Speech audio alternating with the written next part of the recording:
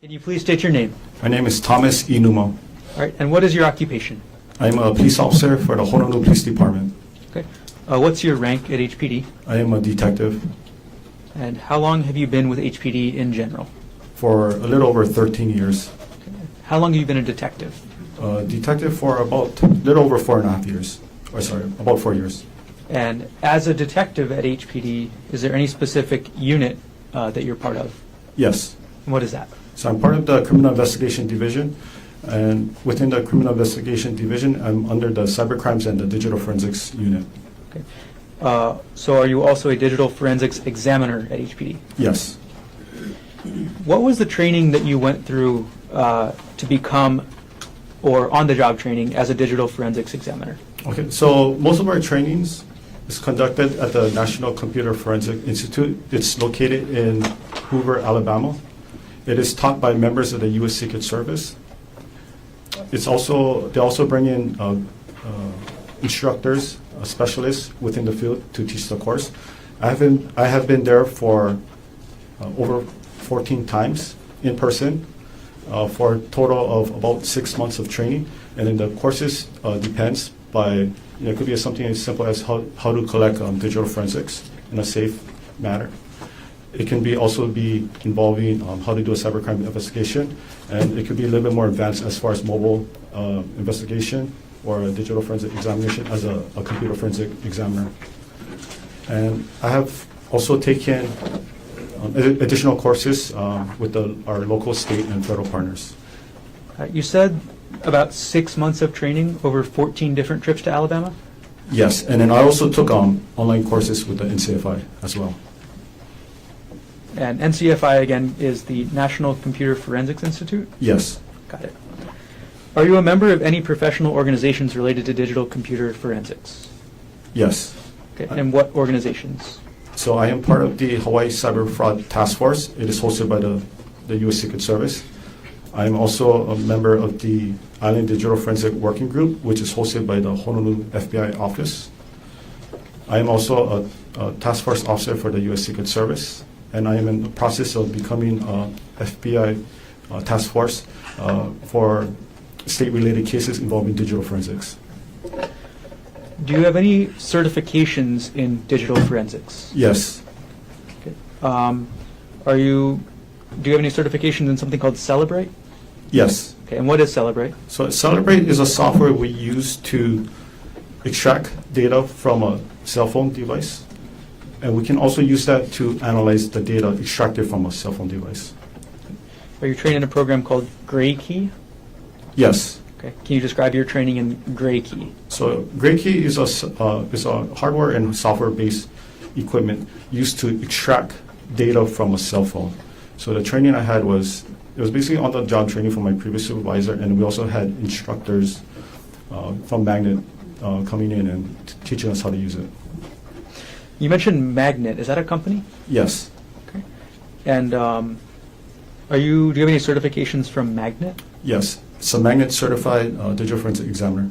Okay. What is a Magnet certified digital forensic examiner? So it's basically the software. So Magnet is the parent company. So the software, one of the software they have is called Axiom software, and that's a certification that I took and I completed and I passed the test. So you're certified in Magnet Axiom software? Yes. Okay. Was that certification at the NCFI or was that local? So that was the certification I took in NCFI. It was a 5-week course. It was taught. There was a 1-week period where it was taught by a Magnet certified instructor, and I completed the examination at NCFI. Okay. So to be a Magnet certified forensic examiner, you were also trained by a representative from Magnet Software? Yes. Have you attended any... Right. Have you ever performed on the job any cell phone extractions? Yes. Approximately how many cell phone examinations have you performed? Over 600 cell phones. Have you ever provided, or have you ever done any computer extractions or examinations? Yes. Okay. Approximately how many? For computers, I would say about 40 to 50, somewhere between. Have you ever been qualified to provide opinion testimony in a court in Hawaii? Yes, Approximately how many times? 5 times. At this point, the state requests that pursuant to HR Rule 702, Detective Iinuma be qualified to provide opinion testimony in the field of digital forensics. Can we approach, Your Honor? Sure. Jump back just a second, Detective Iinuma. Okay. What items were you assigned to complete examinations of in this case? What item? What evidence items? What evidence item? So it was evidence item number 42, which was an iPhone. Okay. Evidence item number 43, which was a SIM card. And evidence item number 48, which was a laptop. Okay. Detective Iinuma, we're going to start and go through those 3 items in order. So let's start with the cell phone, item number 42. What kind of cell phone was it? It was an Apple iPhone. And, okay.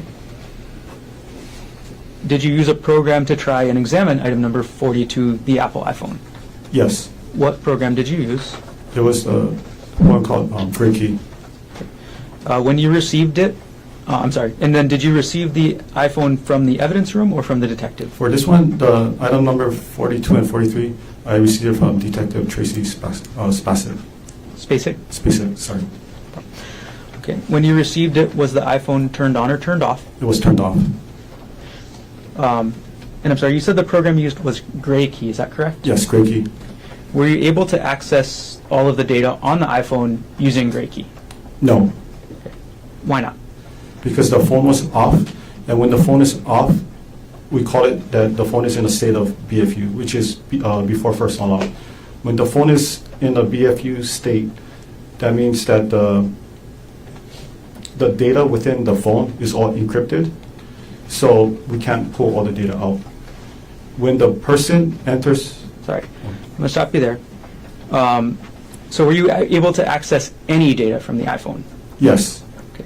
What kind of data were you able to access? I was able to get the make, the model, the name, the Apple or the email address that is associated to the phone. Also got the telephone number and then the software. And then the IMEI, the serial number. Okay. With that limited information that you had, were you able to determine who the owner of the iPhone was? Yes. Who was that? It was Gerhardt Konig. Were you able to find any associated email accounts with that iPhone, which was item number 42? Yes. Okay. Which email accounts? So there were 6 email address that was associated with that phone. There was 2 particular that I know offhand. The first one is Konig, so it's spelled GKONIG @gmx.com. And then the second one that was associated with that phone was G Konig, same spelling, @proinbox.com. Okay. Were you able to access things like call history, message history, photos, internet searches? No. And once you got to that point where you couldn't access anything else, did you continue examining the iPhone? Not the iPhone itself. All right, Detective Iinuma, let's move on to item number 43. And that was a SIM card you mentioned, right? Yes. Okay, first off, what is a SIM card? So a SIM card is basically stands for subscriber identity module. So it's the chip that's inserted inside the cell phone, which will allow you to connect to the mobile network, such as T-Mobile, AT&T, Verizon. And how does a SIM card work in an iPhone like the one that you examined? So this one was an iPhone 13 Pro. So iPhone 13 Pro is the last model from Apple that has a physical SIM card slot. Anything newer from iPhone 14 and newer doesn't have a SIM card slot. It's all electronic SIM card. So for this one in particular, it was an iPhone 13 Pro. So there's a SIM card slot, and there's an ejection port within the phone. Okay. I'm going to put on the screen next to you, Detective Iinuma, State's Exhibit number 85, which is already into evidence. Okay. Could you take that wooden pointer that's against the back wall behind you, and could you point out to us what the two items in this photograph are? Yes. So this item over here on the left, this is the SIM card slot. And then the one on the right is the actual SIM card. So the SIM card is inserted onto this SIM card tray, which is then placed on inside the phone. Okay. And now I'm going to publish State's Exhibit number 84, already in evidence. And I'm going to zoom into the center portion of this photograph. Okay, Detective Iinuma, what are we looking at this part of the photograph? So this is the part I was mentioning about. So this is where where you would insert the SIM card tray in here. And if you look at this photo right over here, you can see that the SIM card tray is not inside the phone. How do you remove the SIM card tray? So we have this tool, which is basically the SIM card removal tool. And it's about 1/2 inch long, and then the tip is very small, size of like a pinhole. And we insert it inside this hole right over here. You have to apply some force to it, and then the SIM card slot will eject. Are there any household items that can be used along with that official SIM card tool that you mentioned? Objection, Your Honor. Can we approach? Sure. Detective Iinuma, I'm going to put the photo back up on the screen. And we're still zoomed in, and this is still State's Exhibit 84. All right. Detective Iinuma, are there any household items that can be used along with the official SIM card removal tool to open that SIM card slot? You mean like official, or just whatever you can find inside your house?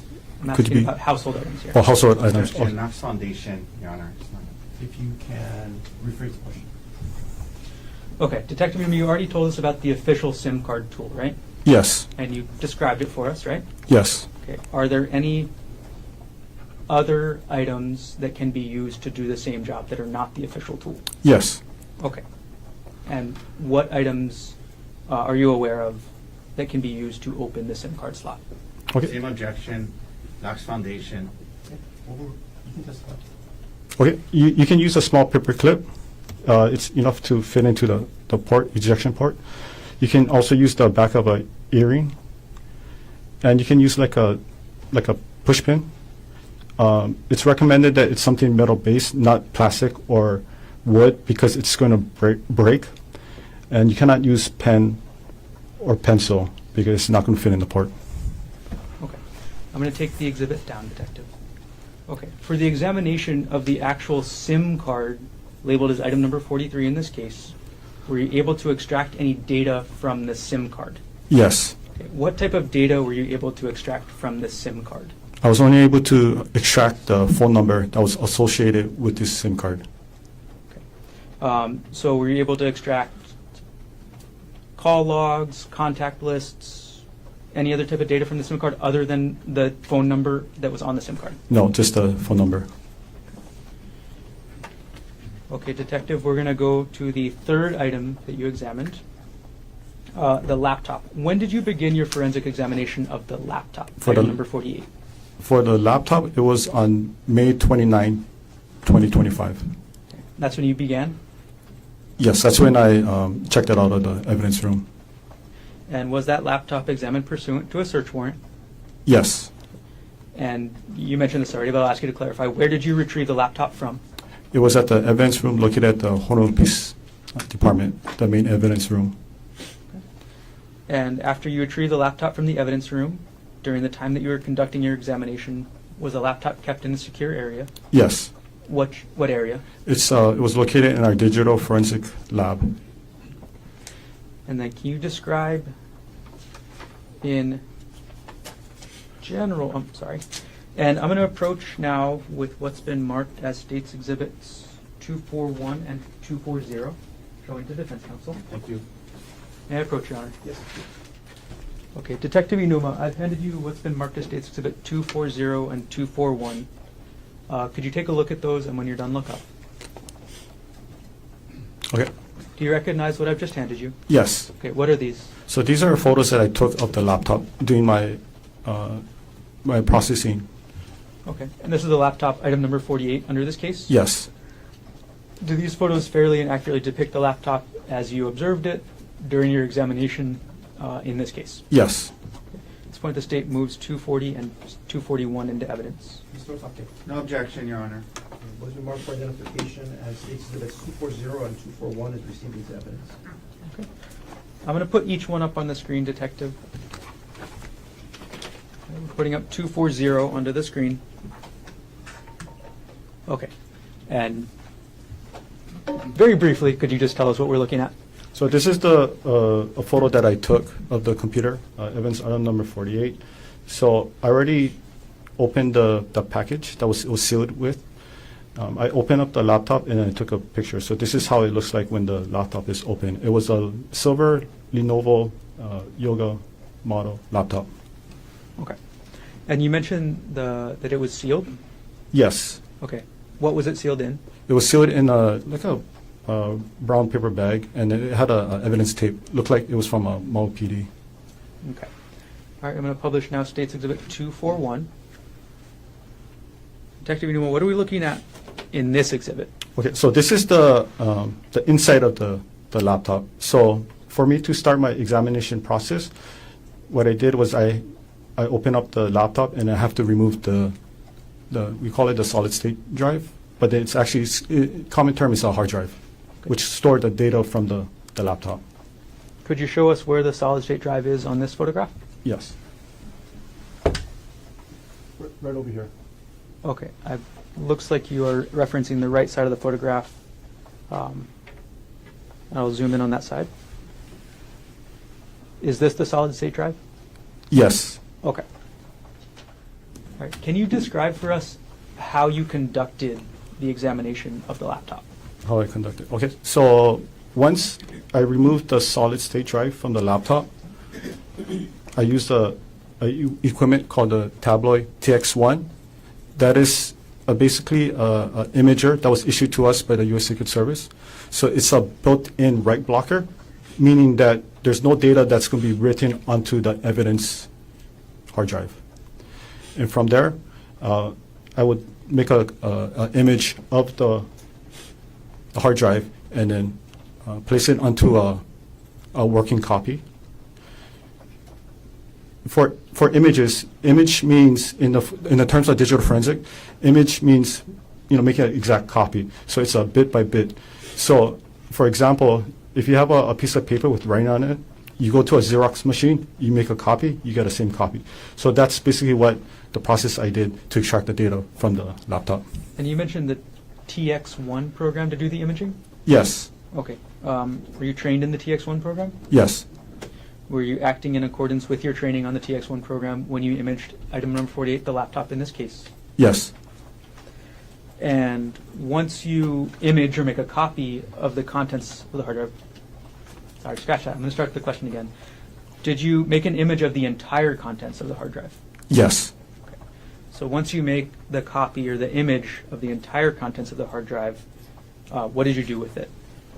So after I made a copy of it, so it provided me with the hash, and then I look at the data on the screen, and it was a successful transfer of data, and I verified the hash. Hash is a mathematical algorithm. It's made up of both numbers and characters to show that the data wasn't changed. So if it was changed, it was tampered with, then I'll know that something is wrong with this extraction. And did the hash value of the image match what you were looking to compare it with? Yes. Okay. And once you saw that the hash values matched, what did that tell you? That it was a true copy. Okay. So now you have the hashed copy of the image from the hard drive. What's the next step in your examination? So the next step is I put it into my forensic computer. And that's where I use a software called Axiom.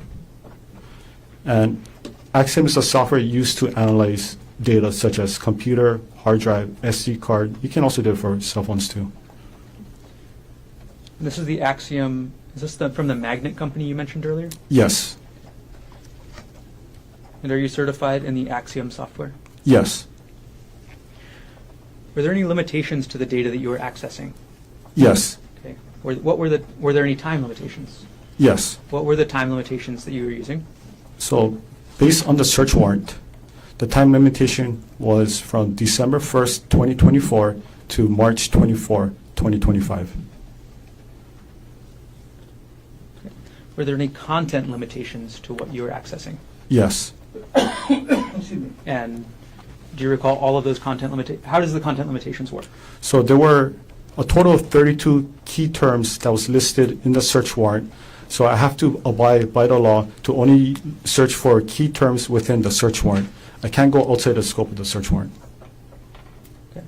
And then how do you use the magnet software to limit the data to those time constraints and the content limitations that you just described? Okay, so for the Axiom software, I'm the only one that has the full copy, the full access. So as soon as the Axiom software is loaded onto my computer, first thing I did was I filtered it through the date range. So on one of the toolbars, you can actually input the date. So I inputted December 1st, 2024 to March 24, 2025. And I pressed OK, and it basically filtered only to those dates. And I can't see anything outside of those dates. And then how do you filter through the content limitations? Okay, so as far as the content, so I had the search warrant next to me. So I would type in, I'll use the filter feature as well. I would type in each of the keywords that was listed on the search warrant. So those 32 keywords that was listed. Each one, I would flag it with a different color code. So I know that the reason why I flagged it is because it meant certain keywords. All right. When you examine the laptop, how many user profiles were on the laptop? There were a total of 3 user profiles. Of those 3 user profiles, how many of them were active? There were only 1 active user account. Okay, so those other 2 profiles It was disabled. disabled. Okay. What was the username for the single active account on that laptop? So the username was G Konig, so it's G-K-O-N-I. Okay. Based on your examination of the laptop, was there a full name listed for that user, G Konig? Yes. What was the full name listed for that user? The full name listed was Gerhardt Konig. Were there any email addresses attached to the username based on your examination of the data on the laptop? Yes. What email address? It was G Konig, so G-K-O-N-I-G at gmx.com. Was that email, gkonig@gmx.com, connected to any other device you examined in this case? Yes. What other device was that email connected to? It was connected to evidence item number 42, which was the iPhone 13 Pro. Were you able to determine what time zone the laptop was set to run on? Yes. And what time zone was that? It was a Hawaii Standard Time. Okay.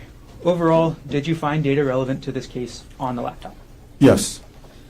Before we get to that, I'm going to ask you for a couple definitions. In digital forensics, do you use the term artifact? Yes. What does the term artifact mean in digital forensics? Okay. So artifact means it's data that is stored on a digital device that is created by the user or the system itself. So for example, if you type something on the internet, for example, like Google on the search bar, if you put in a search term, without your knowledge, it's going to be recorded on the hard drive of the system. And it's going to be in the database where afterwards, using the forensic software, we can see what was entered. Which operating system was the laptop using? It was using Windows 10 Home. Are you familiar with the Windows 10 Home operating system? Yes. Does the Windows 10 Home operating system retain records of user computer activity? Yes. And are those records, is each record an individual artifact? Yes. And how does the Axiom magnet software display artifacts? Okay, so from the software, so it's an interface where you can see it's user-friendly. So it basically translates, the computer data. Computer data is presented by, we call it binary, right, 0 and 1. But it makes it translates all those coding into user-friendly so we can read it Any investigators can read it. Does the Axiom magnet software add any data? No. So it's just visualizing the data that's already contained on that image of the hard drive. Yes. For each artifact that you find on the hard drive, is it possible to go back to the original drive and verify that information? Yes. And could you tell us how somebody would do that? So in this case, if I have the password for the computer, Sorry, scratch that and I'll actually strike that answer. Yes. Okay, sorry about that, Detective. Bad question. Okay.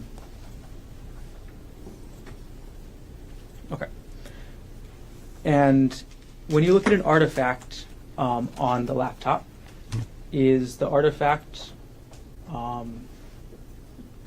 a statement of a person, or is it automatically generated data from the computer? it could be both. Okay, so it depends on the artifact. Depends on the artifact. Okay, okay. We're going to start going through the artifacts now, Detective. So I'm going to hand you what's been marked as State's Exhibit 105, already shown to defense. May I approach? Yes.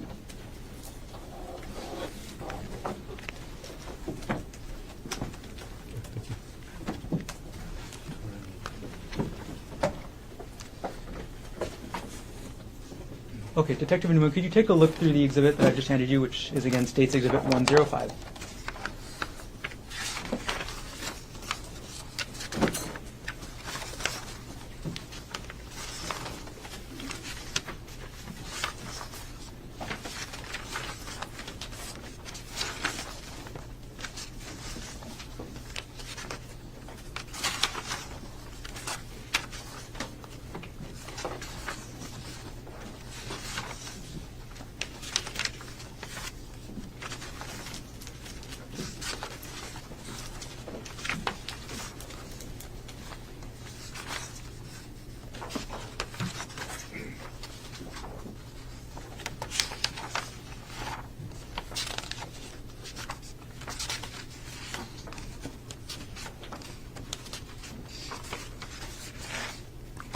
Okay, have you reviewed the exhibit? Yes. Okay, do you recognize what this is? Yes. Okay, what is this exhibit? So this exhibits contain artifacts of searches on Reddit. Okay. Can I explain what Reddit is? Could you explain what Reddit is? Okay. Yes. So Reddit is an online social media platform that allows people to share content. You can ask advice, you can give advice, and you can pretty much have any kind of discussion on any topics you want. To view Reddit, you don't need an active account. However, if you want to post comment or respond back, then you're going to have an active account, which is free. And within the Reddit ecosystem, they call it the subreddit. So subreddit is, in simple terms, like a community who are, passionate about certain items. So I'll give you an example. One could be like, if you like Hawaiian foods, right? So it's going to be displayed as lowercase r with the backslash. You might have like Hawaiian food, right?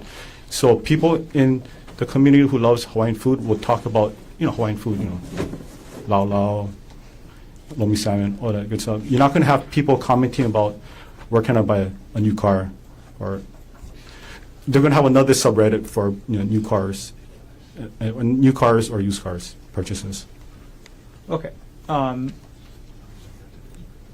Have you reviewed the artifacts contained in this exhibit on the Axiom software yourself? Yes. Are these artifacts that you viewed in Exhibit 105, I'm sorry, are the artifacts in this exhibit computer generated or person generated? These were computer generated. And Well, objection, that's foundation. Overruled. okay. And how were these artifacts computer generated? So these were searches. Same objection, this is just to do with Reddit. He's not an expert in Reddit. Overruled. You can answer. Okay, so these were searches made from Google, on Reddit, but the artifacts was from Google Chrome web history. Okay. And are the papers that you viewed in State's Exhibit 105 true and accurate copies? I'm sorry, back up just a little bit.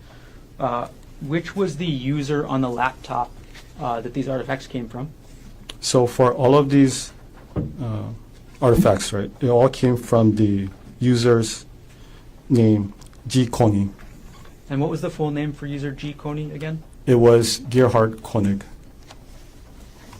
And you mentioned that this was Google Chrome. Can you explain how these artifacts ended up with Google Chrome? Yes. So Google Chrome is a internet service provider. So it's very similar to Microsoft Edge or Apple Safari. So when you type in, if you're using online activity on Google Chrome, right, all those data will be stored onto the computer. Okay. And are these printouts that you've reviewed for Exhibit 105 true and accurate copies of the data from the user G. Konig's internet history as related to Reddit.com? Except for the highlighted portion, Okay. but the highlighted is the search term used within the Axiom software. It helps us investigator to locate key terms quickly. But other than that, it's a true and accurate copy. Okay, so does the highlight mean, and what is the word highlighted in this exhibit? So highlight means in the Axiom software in the top right corner, it's like a global search, right? So if you're looking for any keywords or just any words in general, you just type it on there and it's going to find the word that you actually inputted onto the software, and it's going to look for any key hits. Okay. It doesn't have to include only search warrant items that was listed in the 32 items. It can be any items because I already filtered the search warrant, we call it the image. So everything within the program is, we call a lawful search. Okay. What word is highlighted in this exhibit? The highlighted word is Reddit. Okay. And does the highlight mean that word is any more or less important than any other word? No. Okay. It just means it's highlighted? Yes. And you said that other than the highlight, this is true and accurate copies of the data that you pulled from this laptop. Is that true? Yes. At this point, the state moves Exhibit 105 into evidence. Can I just approach briefly, Your Honor? Sure. I'm going to publish State's Exhibit 105, Detective. And it's on the screen now. As we start through your testimony today, I'm going to ask you to explain a lot of the information on this screen. So first of all, in that very top line that says URL, can you explain first what a URL is? Yes. URL stands for Uniform Resource Locator. So that is like the address book for the internet. So, if you use an internet service provider such as Google Chrome, right, in the top portion of the search box, right, the URL box, you can either type in what you're looking for, or you can put the exact address for a website, and it's going to take you to the direct website. Okay, so what is the URL that is related to this artifact? So this one, the URL was sent to the page of Reddit. Okay. And can you explain the second line that says last visited date and time? So the last visited date and time is basically when the user of this device visited this Reddit page. Okay. And what was the time that the user G. Konig visited this Reddit page? It was on December 24, 2024 at 4:34 a.m. And going to the next line, what was the title of that Reddit page? So the title was Lying Again under the subreddit, so the community of As One After Infidelity. Okay. Scrolling down a couple lines, when it says artifact type, can you explain what that means? This basically means where the data was recovered. So in this case, it was recovered under the Google Chrome web history. Okay.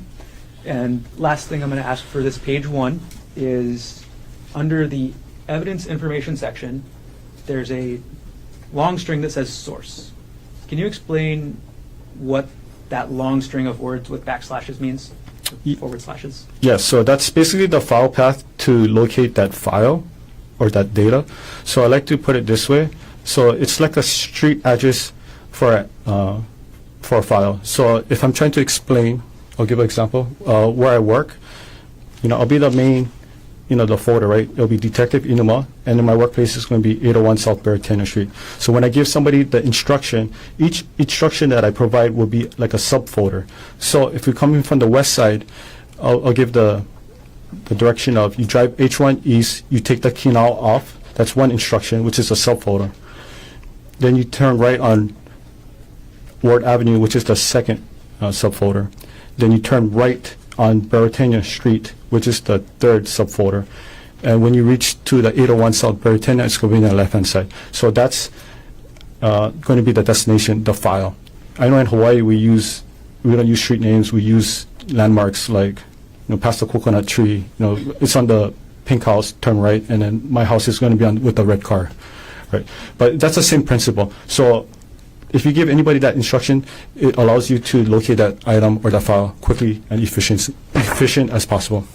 So if you follow this instructions in this source, what do you find? So if you look at the source, I'll use the pointer. And I'll actually zoom in on that one area of the photograph as well. Oh. Okay. So right here, if you look at this is the 927 gigabyte. Just to give you context, that's how much data was recovered from the overall extraction. It was a 1 terabyte drive. The user is basically the user of this laptop. So it was assigned to a user named G. Konig. And it as you follow it down, that's the path it used to locate this data, which is under the Google, Chrome, the user data, the default, and the history. Got it. Okay, thank you for explaining. Okay, Detective Iinuma, I'm going to go on to page 2 of State's Exhibit 105. Okay, we're now looking at page 2 of State's 105. Can you explain what the last, and before we get any further, just to clarify, you already mentioned this maybe, all of the artifacts in this exhibit are the same type of artifact? Yes, it's all from the Google Chrome web history. Okay. So when was the last visited date and time for page 2? For this one particular, Yes. the last visit time was December 24, 2024 at 4:37 a.m. And what was the title of the page that was visited at that time? So the title was called It's Over under the subreddit as One After Infidelity. And which was the user accessing this, which user on the laptop was accessing this? So if you look on the source, it tells you the user name was G. Konig. Right, we're going to go to page 3 and we'll publish. Again, what time was the last visited date and time? The last visit date and time was December 24, 2024 at 4:55 a.m. Okay. Right. Publishing page 4. Could you tell us the last visited date and time of this artifact? Yes. So the last visit date and time is December 24, 2024 at 4:57 a.m. Okay. And could you tell us, if you know, there's no title on this artifact, is there? There's no title that is actually written on this side of the column, but if you just look at the URL and you follow the path, you can easily identify the title of this post. Okay. How do you identify the title of the post from the URL? So as I was mentioning earlier, so the title, it's under the subreddit as One After Infidelity. So the title is after on this one, it's going to be the second page, right? After the comment box. So this is where people post their own self-posts within the as One After Infidelity, ecosystem. Okay. All right. I want to move to the next page, which is page 5. And for each of these now, Detective, now that you've gone through a couple of how these artifacts look, I'm just going to ask you the same thing. Could you explain to us the last visit date and time as well as the title, okay? Yes. So for page 5, what was the last visit date and time? So the last visit date and time is December 24, 2024 at 4:49 a.m. Okay, and what was the title of this page? The title was called I did a horrible thing under the subreddit as one after infidelity. We're going to go to page 6 now, Detective. What was the last visited date and time of this artifact? So the last visit date and time was December 25th, 2024 at 3:23 a.m. Okay. And what was the page visited in this? So in this one, it was the homepage of the as one after infidelity under the Reddit website. That was the home page of this specific subreddit? Yes, this is the homepage, correct. We're going to publish now page 7 of the exhibit. Okay. Could you tell us the last visited date and time as well as the title? Last visit date and time was December 25th, 2024 at 3:25 a.m. The title for this visit was called Wives, Why Did You Do It? Under the subreddit of As One After Infidelity. Next page, page 8. Can you tell us what the last visited date and time and the page visited? Yeah, so the last visit date time is December 25th, 2024 at 3:37 a.m. And then the homepage was the As One After Infidelity. Page number 9 of the exhibit. Could you tell us what the last visited date and time is, as well as the title of this page? Yes, it was December 25th, 2024 at 3:38 a.m. The title of the page is Peer Support, Advice, and Removals under the subreddit of As One After Infidelity. We'll now publish page 10 of the exhibit. Could you tell us again last date and time as well as title? Yes. So it was visited on December 25th, 2024 at 3:38 a.m. The title of this is I Understand, But I Don't Understand under the subreddit As One After Infidelity. We're going to go to page 11, Detective. Could you tell us again the same thing? Yes. The last visited was on December 25th, 2024 at 3:40 a.m. The title is called Those Who Have Been Betrayed, Did You Fall Out of Love with Your WP While Trying to Reconcile under the subreddit As One After Infidelity. Do you want me to explain what WP? No. Okay. All right. Sorry, we are now on page number 12. Could you explain the last visited date and time as well as what page was visited? Okay. The last visit date time was December 25th, 2024 at 3:44 a.m. And this was the homepage of the subreddit As One After Infidelity. Publishing now page 13 of the exhibit. Could you tell us the last visited date and time as well as the page that was visited here? Yes, it was December 25th, 2024 at 3:44 a.m. The title is called Surviving Infidelity. Is this the same subreddit we mentioned, or is this a different one? This is a different one. So the subreddit for the community is called Surviving Infidelity. Okay.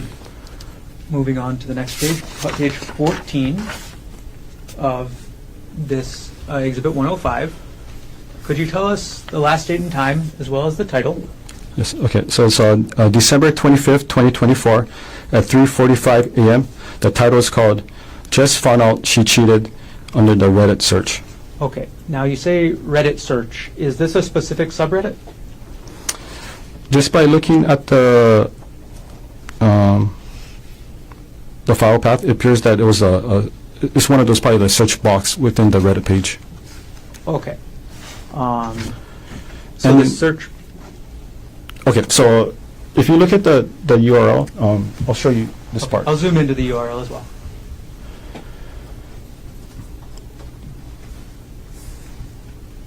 Okay. Could you explain for us how the search affects any of this? Yes. So for this part, if you look at the word or the letter Q, Q stands for query.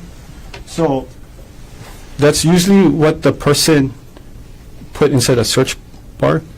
Doesn't mean that they actually inputted the entire sentence. For in this case, right, it says just found out she cheated. It's like, when you use Google, when you start typing in certain words, you have a drop box that tries to predict what you're trying to type. So that's basically what it is. So I don't know if the user of this device actually wrote the entire sentence, or just put Jess and then you got the one of those drop box? Got it. Okay, thank you for clarifying. I'm going to take the zoom in down and move on to page number 15 of the exhibit. Okay, Detective Iinuma, could you tell us the last visited date and time, as well as the title of this post? Okay. So it was last visited on December 25th, 2024 at 3:45 a.m. The title is My parenthesis 35M parenthesis wife parenthesis 32F parenthesis cheated on me 2 years ago and I forgave her after she signed a postnum. But now I found out she didn't give me the full story and am strongly considering divorce again with the benefit of the prenup. How can I learn to trust her again? And this is under the subreddit relationship advice. Got it. So this is the same two subreddits we've already mentioned, or a different one? So this is a new subreddit, a different community. Okay. And this one again is called Relationship Advice. Correct. We're going to publish page 16 of the exhibit. Okay. Could you tell us the last visited date and time, as well as what page was visited? Yes, it was on December 25th, 2024 at 2:15 p.m. and it was visited the homepage of As One After Infidelity.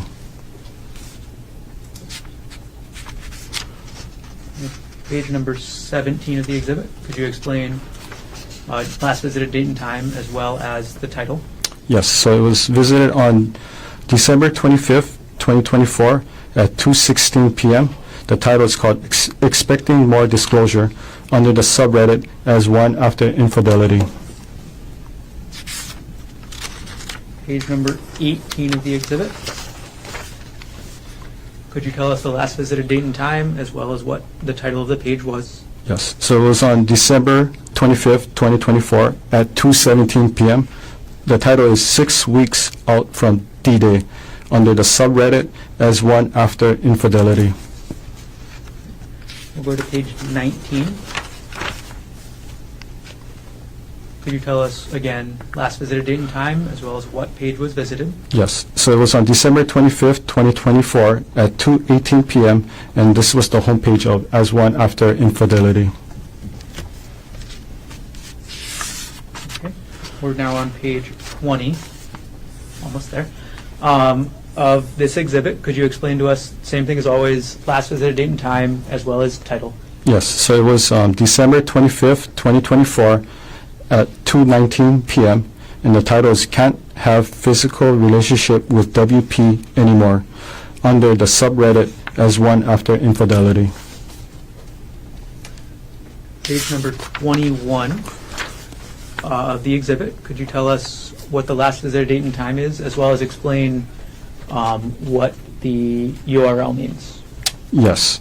So the last visit date and time was on December 25th, 2024 at 2:22 p.m. And based on the URL, so it was under the subreddit As One After Infidelity, and the user of this device searched for the term DARVO, D-A-R-V-O. Okay.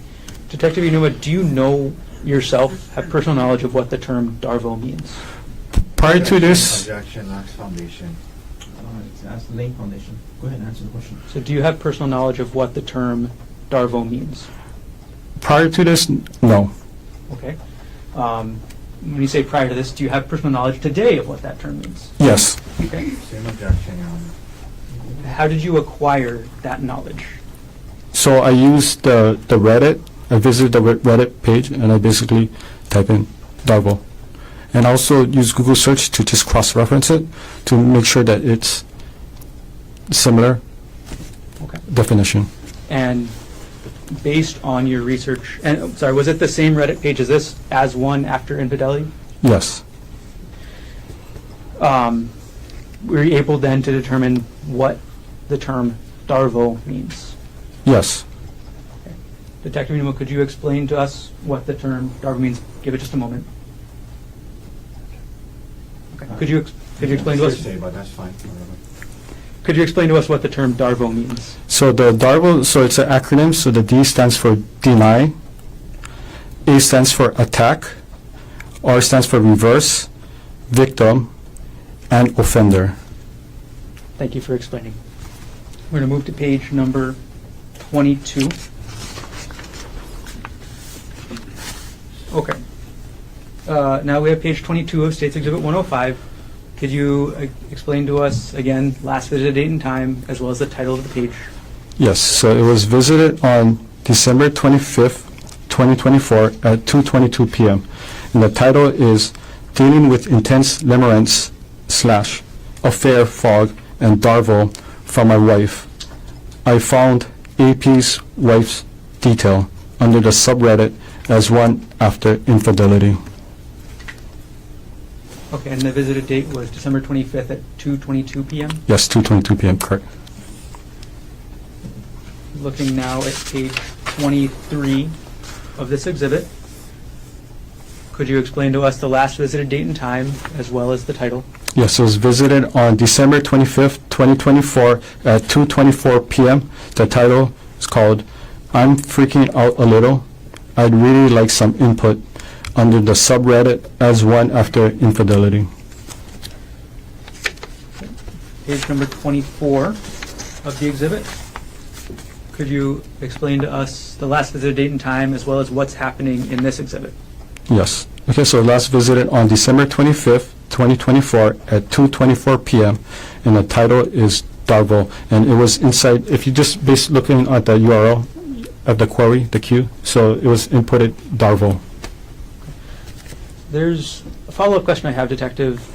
In the top, under the artifact information, there's a two words that say visit count.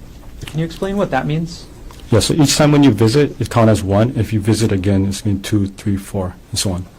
So how many times did the user of this device visit this page, search for Darvo?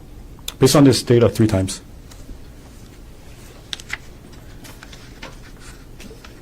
Moving on to page number 25, could you tell us the last visited date and time, as well as what page is being visited? Yes, so it was visited on January 15, 2025 at 9:35 a.m. and the visited page is the as one after infidelity. Okay. Now, could you explain to us, Detective, I see that there's a transition type and it says typed under the 4th line in this artifact information. Could you explain what that means? Yep, so the user of the device likely type in the URL. And last page of this exhibit, could you explain to us the last visited date and time, as well as what page was visited? So the last visited date and time was on January 15, 2025 at 9:36 a.m. It was under the Reddit. The title is called Reddit Dive Into Anything. Okay. I'm going to take the exhibit down, Detective, and I'm going to retrieve the exhibit from you.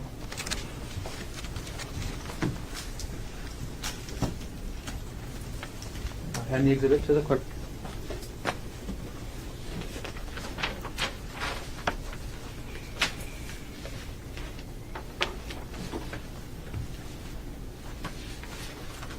Okay. Detective Iinuma, we're going to keep going, so I'm going to hand you now what's been marked as State's Exhibit 106, priorly shown to Defense Counsel. May I approach? Yes, sir.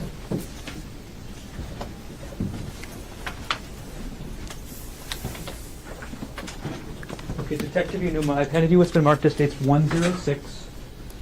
Could you take a look through real quick and look up when you're done?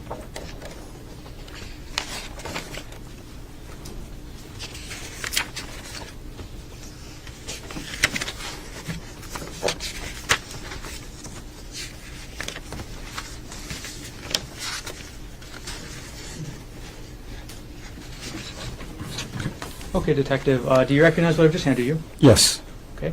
Are these artifacts from your search of the laptop? Yes. How many artifacts are in this exhibit? 7. And what type of artifacts are these?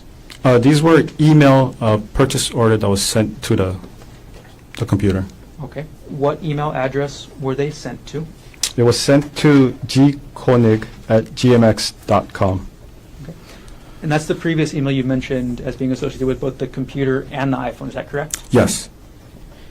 And when you said they are purchase orders, are they receipts? Yes, it's a receipt.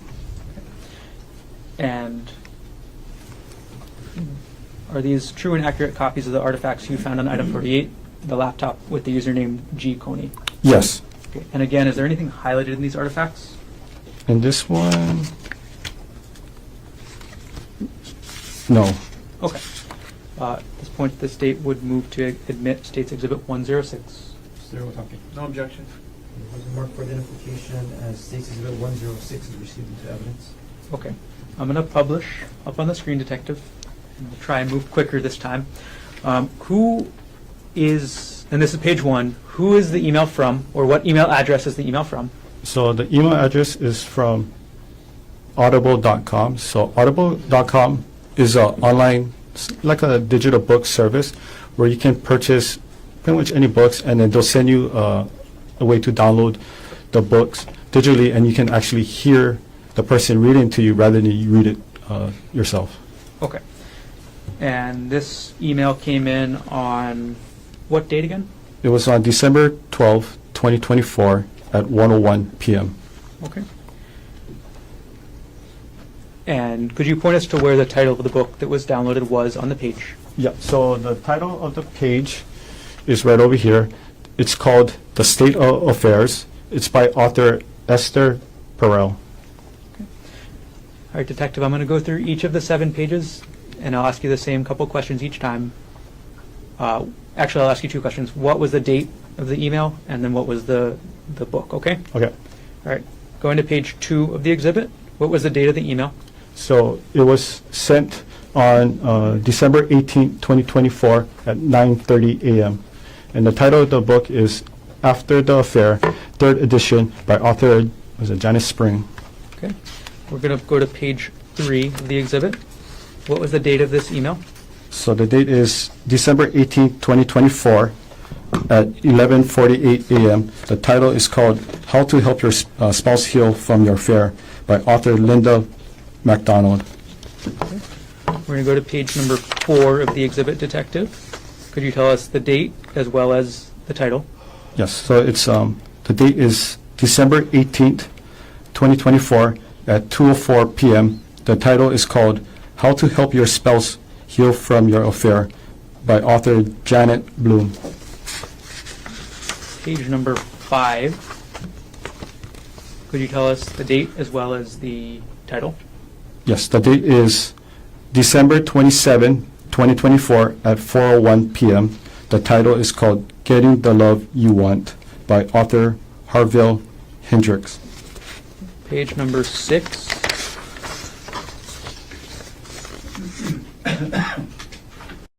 Could you explain the date as well as the title?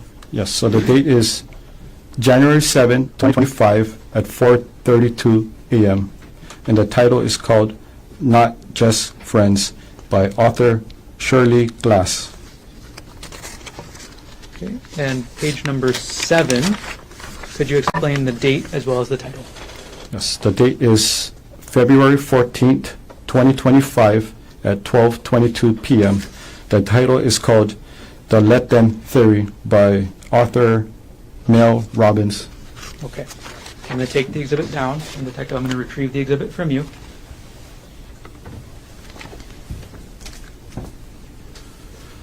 Okay. I've retrieved exhibit 107 or 106. I'll hand it to the clerk.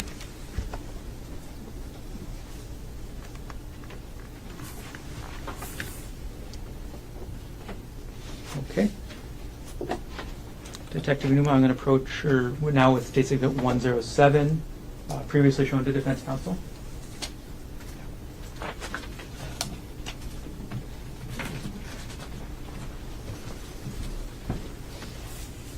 Detective Iinuma, I've handed you what's been marked as State's Exhibit 107. Could you take a look, and when you're done, look up?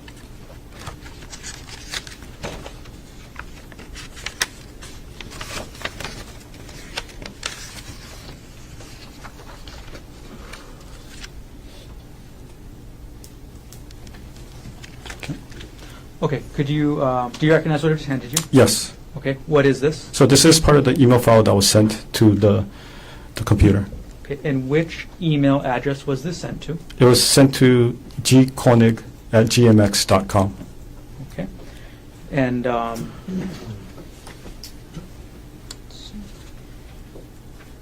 is this artifact a true and accurate copy of the email you found addressed to gkonig@gmx.com from item number 48 in the laptop you examined? Yes, except for the highlighted portion. Got it. So there are highlights to this exhibit? Yes. Okay. And as you explained earlier, do the highlights mean anything? No. Do they mean that the highlighted word is more important or less important? No. Okay.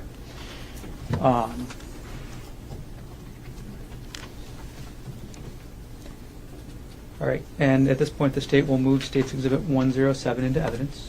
Mr. Otake, in addition to the No. record you've already made, No objection. and what has been marked for identification as State's Exhibit 107 will be received into evidence. Okay. All right, Detective, I'm publishing State's Exhibit 107. We're on page 1 here. Could you explain who the email is from? Yes. So the email is from Walmart.com. Okay. And one more time, who the email was addressed to? It was addressed to or sent to the email gkonig@gmx.com. Okay.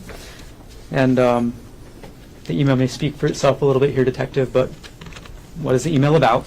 It's a notification informing the user that your package has arrived. Okay. And we're going to go to page 2 of the exhibit. How many items arrived? There were 2 items. Okay. And what was item 2 that arrived? So item number 2 is called Night 64 gigabyte, which is parenthesis 800 hours, hidden voice recorder, HD audio recorder, not sure how to pronounce this word, Gabadora de Vol Espia, voice activated recorder, spy device, comma, a secret recording device. Okay. And going back to page 1 of the exhibit, Detective, what date did this email come in? So it came in on December 31st, 2024 at 8:52 a.m. And does the email also state when the order was placed? Yes. And when was that? So the order date was on Friday, December 27, 2024. Got it. Okay. I'm going to take the exhibit down, Detective, and I'm going to retrieve the exhibit from you.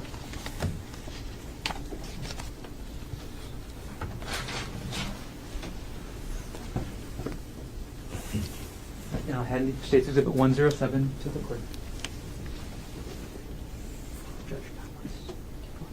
We've been going long, but I think we'll just continue the bill. We'll take one recess this morning. No problem. Thanks for checking. Okay. Detective Iinuma, we're going to do 2 for 1 right now. I'm going to approach with what's been marked as State's Exhibit 108 and 109, previously shown to defense counsel.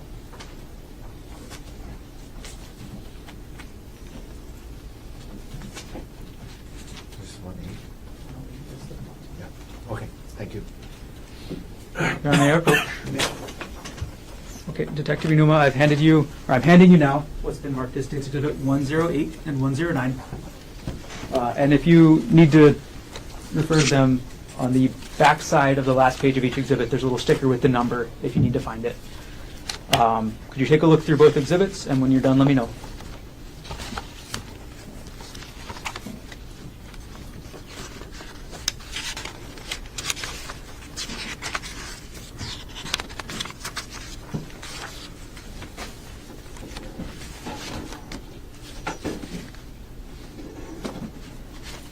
Okay. Okay, let's start with Exhibit 108. Detective, do you recognize what that is? Yes. Okay. What is that artifact? So it's an email. Okay. Who was the email from? So the email is from a user, gkonig at proinbox.com. Is that one of the emails you mentioned earlier? Yes, it was one of the email that was associated with the iPhone 13 Pro, evidence item number 42. Okay. And who was the email addressed to? It was addressed to a person by the email, just by looking at the name, Andrea Miller at, I think it's a KYNDRYA YL.com. Okay. And this exhibit states Exhibit 108. Is that a true and accurate copy of the artifact that you observed during your examination of item number 48, the laptop in this case? Yes. At this point, the state moves Exhibit 108 into evidence. Mr. Otake. No objection, Your Honor. It has been marked for identification as State's Exhibit 108 is received into evidence. And Detective, could you take a look at 109 that you have as well? Yes. Do you recognize what this is? Yes. Okay. What type of artifacts are these? So these were email, like a purchase from LinkedIn. LinkedIn. Okay. And where did you find these emails on the computer? Oh, it was in the email file. Okay, sorry. Who were the emails addressed to? It was addressed to the email address gkonig@proinbox.com. Okay. And how many pages are in this exhibit?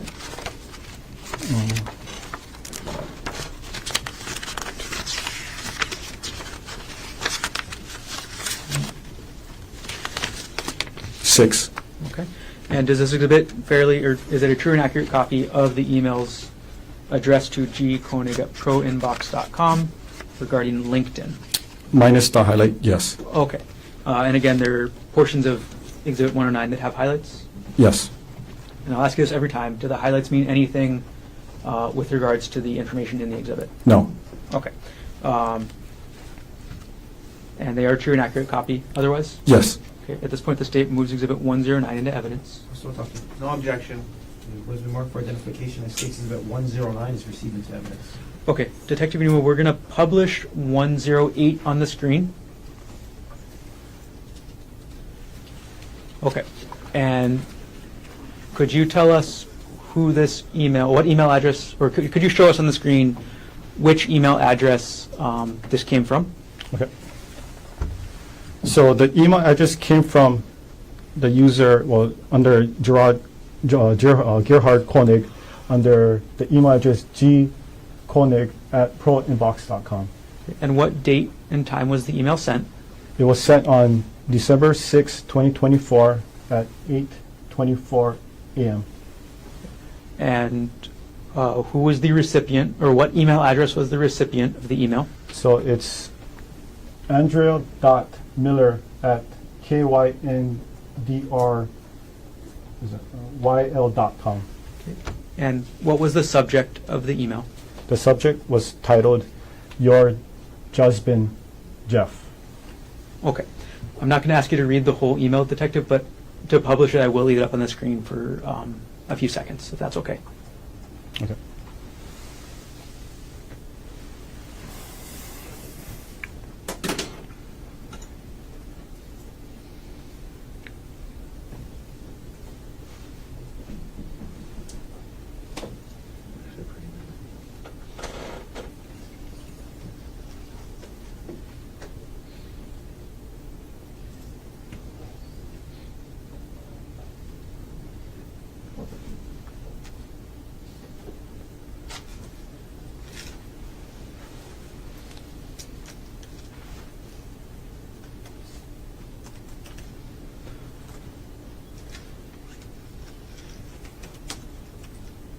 Okay. I'll leave the exhibit up for just another couple of seconds, and then I'll take it down.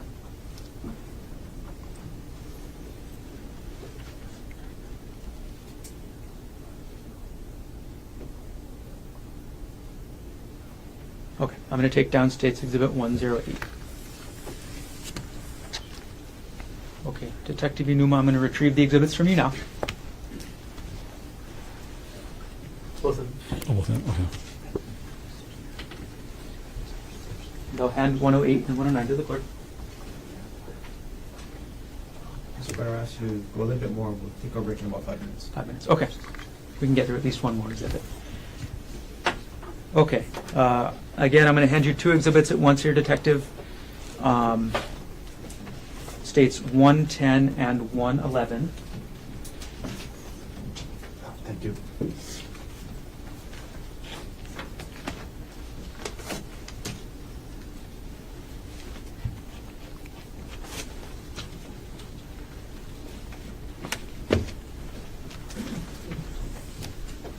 Okay, Detective. I've handed you states 110 and 111. Could you take a look at those for us?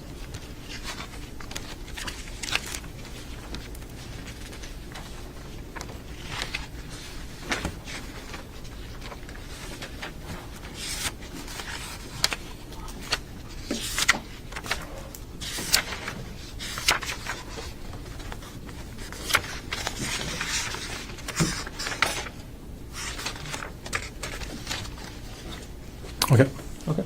Do you recognize what I've just handed you? Yes. Okay. What are these? So these are artifacts of the searches that was made on the computer from Google searches regarding hikes. Okay. You said these are artifacts regarding hikes? Yeah, regarding hikes. Oh, it has other things too, but regarding hikes. Okay. And are these artifacts, sorry to clarify, are they search history artifacts? Yes.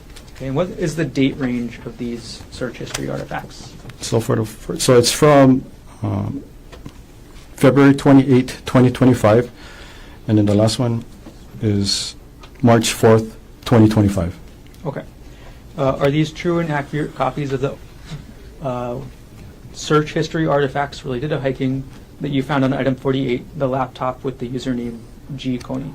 Yep, so the first one, that's one I highlighted during my search under my report. The second one, it's highlighted, Okay. and again, it doesn't mean anything. The highlights, again, don't mean anything? Correct. Okay. So other than the highlights, are they true and accurate copies of the artifacts you found on the laptop? Yes. Okay, at this point, the state moves Exhibit 110 and 111 into evidence. I'm still talking. No objection. Please mark for identification as states exhibit 110 and 111 will be received into evidence. Okay. Detective Iinuma, I'm going to publish states 110. Okay, could you explain to us what we're looking at? Okay, so this is what I use for the Axiom software. So I filtered it, and if you look at it, these are all search history relating to hikes. That was, the search term was provided from the search warrant. Okay. And we're going to move on to States Exhibit 111. And we're going to go through each page here, Detective. So could you explain to us, going from the stop, so page 1 of Exhibit 111, what is the search term?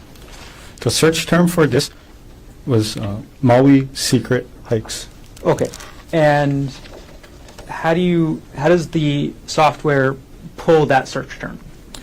So it was, the artifact was from the Google search database.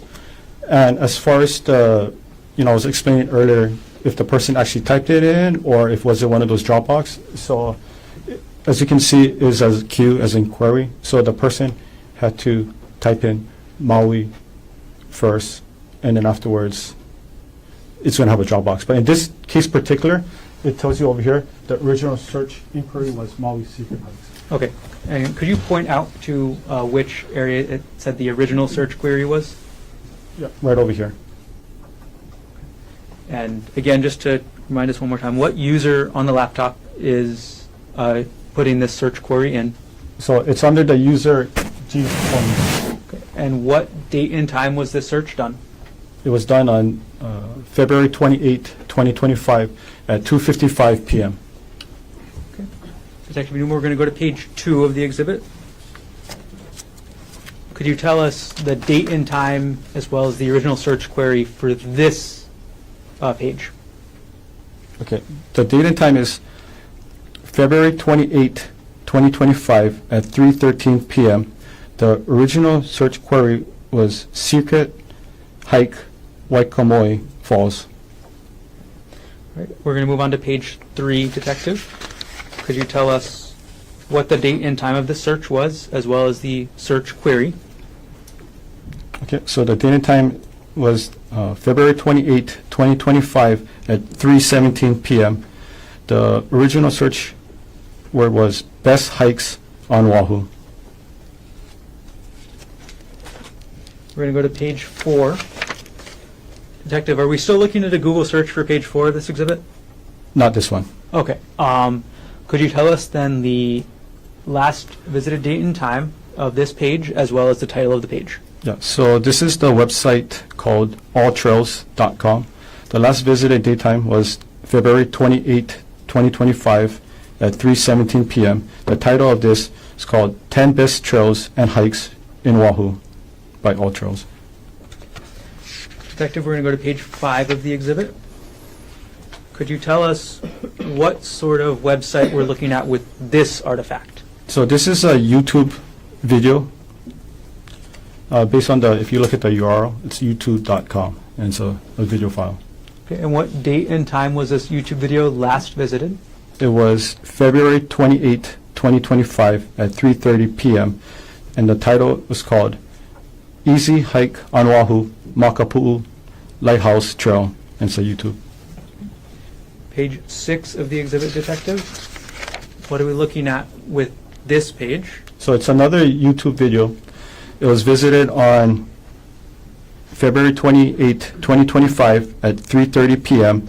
The title is called The Top 10 Easy Oahu Hikes for Everyone, Hawaii YouTube. Move on to page number 7 of the exhibit. What type of web page is this, Detective? So this is a Google search. So the person typed in the word. Okay. And what was the original search query? So the original search query was difficult. Okay. And what was the ultimate search term? So the search term was difficult hikes Oahu. Okay. How do you get from that original search query, difficult, to the search term, difficult hikes Oahu? So that's one I was mentioning earlier in the Google search bar. When you start typing in, for this example, difficult, and you're going to have all these drop box that tries to predict what you're trying to type next. And what date and time was this search about difficult hikes Oahu done? It was done on February 28, 2025 at 3:31 p.m. A couple more pages, Detective, to page 8 of the exhibit. What kind of website is this? So the website is called journeyarrow.com/Oahu-hikes. And what date and time was this visited? It was visited on February 28, 2025 at 3:36 p.m.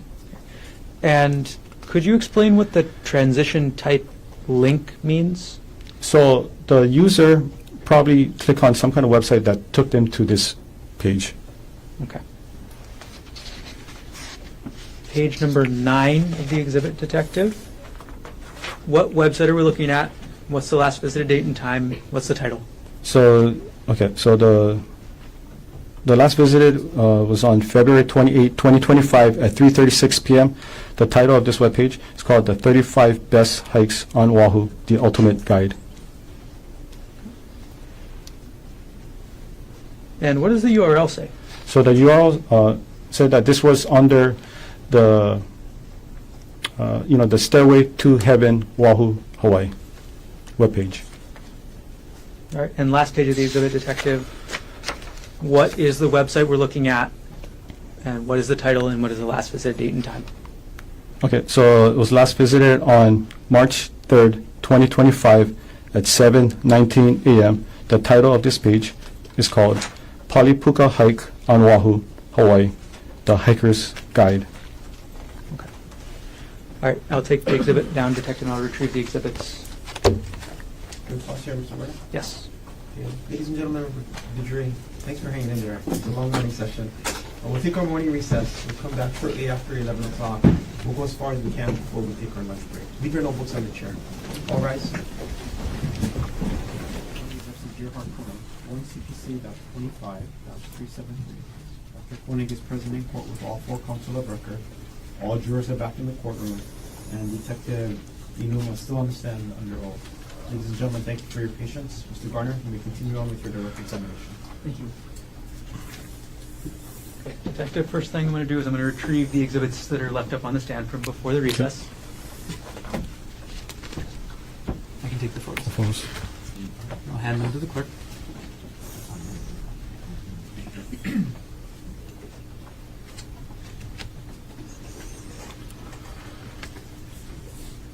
All right, Detective. We finished up looking at States Exhibit 111, and I'll put the last page of that exhibit back up on the screen. So, the last website you mentioned was the Pali Puka hike at journeyera.com. Is that correct? Yes. Okay. During the course of your investigation, did you ever visit this website? Yes. I'm going to approach with what's been marked as States Exhibit 112, previously shown to defense.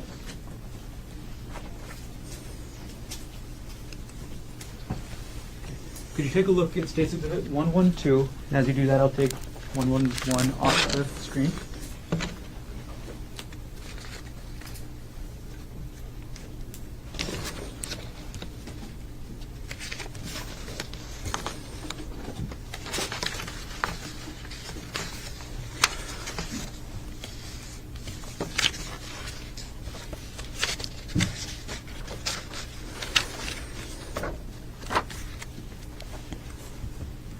Yes. Detective Iinuma, do you recognize what I've just handed you? Yes. Okay, what is that? So this is okay. So I use we call it the Wayback Machine.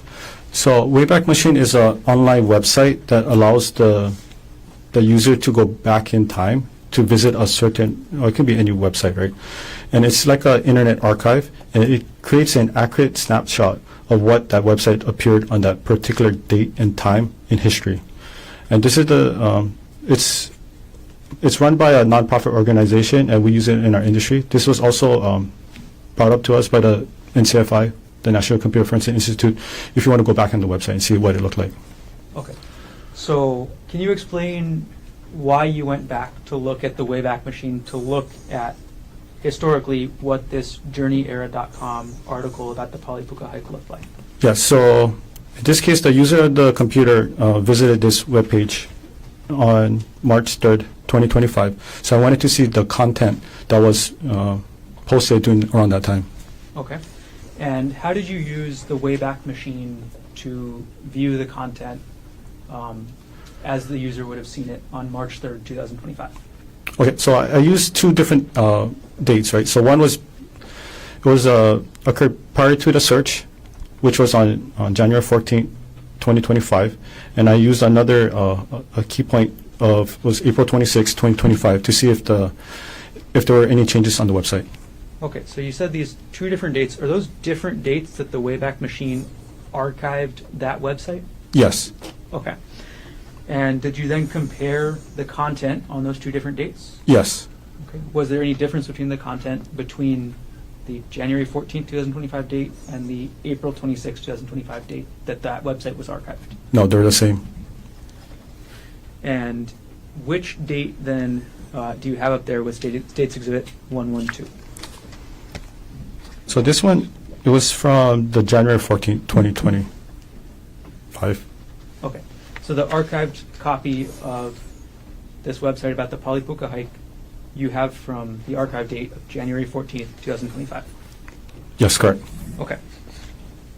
And is this a true and accurate copy of the archived copy of that website on that date? Yes. And you mentioned that you use the Wayback Machine in your work. Can you explain that? So anytime if we have, doing investigation and we just wanted to do further investigation what the person was possibly looking at on a particular website, this is the website we'll use to go back in time and see what the person saw. Is the Wayback Machine commonly used in the field of digital forensics? Yes. Is it known to be accurate in the field of digital forensics? Yes. At this point, the state will move to admit Exhibit 112 into evidence. Mr. O'Connor, No objection. would have been marked for identification as States Exhibit 112 is received. Okay. Detective Iinuma, I'm going to publish States Exhibit 112 onto the screen.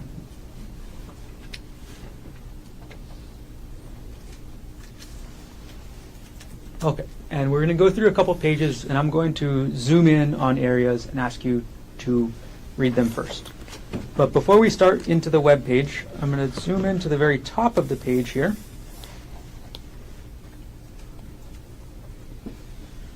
What is that part of the web page?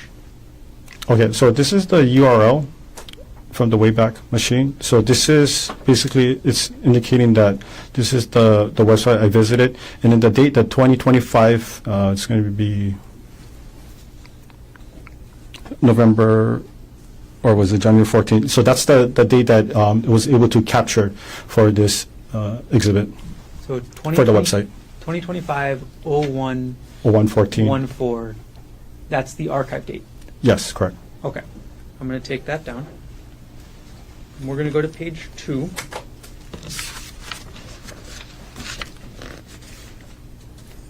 And I'm going to zoom in to the first paragraph. And we're going to look at line 2 and 3. Detective Iinuma, could you read us the sentence that starts in that middle of line 2? Yes. The Pali Lookout itself is a popular tourist spot, but 99% of visitors to the lookout don't hike. They just look out over the valley. The Pali Notches hike begins on the right-hand side of the parking lookout. Okay, thank you, Detective. I'm going to zoom into the bottom 2 lines of paragraph 2, Detective. Could you read the bottom 2 lines of paragraph 2 on this page? Yes. Okay. The hike isn't necessarily dangerous, but much of the path is on the edge of a huge drop-off. Does that make it dangerous? You decide. Okay, I'm going to remove that zoomed area. Right. We're going to move on to page 3, Detective. All right, I'm going to zoom Your Honor, in. for purposes of completeness, can we go back and zoom in on the last paragraph? I have no objection. Go ahead. All right, I'll zoom in on the last paragraph, Detective, Okay. and we will have you read that to us as well. Okay? Yes. The path is wide enough that there is no real risk if you watch your footing and play it safe. If you want to look out at the amazing view, it's best to stop walking and enjoy it while you have a steady position. Thank you, Detective. We're going to move on to the next page, page 3. Could you, I'm going to zoom in on the text that's on the bottom of the page. If you could read that to us. Okay. The trail heads straight up the hill in the undergrowth and then spits you out on the edge of the cliff with a huge drop-off. You then walk along the cliff. Okay. We'll move to page 4. And could you finish the sentence you were just reading? Yes. Edge, watching your step carefully. Okay. Anything else in this paragraph?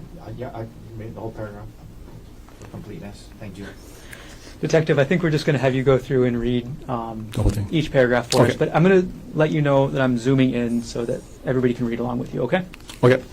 All right. Could you finish the first paragraph on the top of page 4? Yes.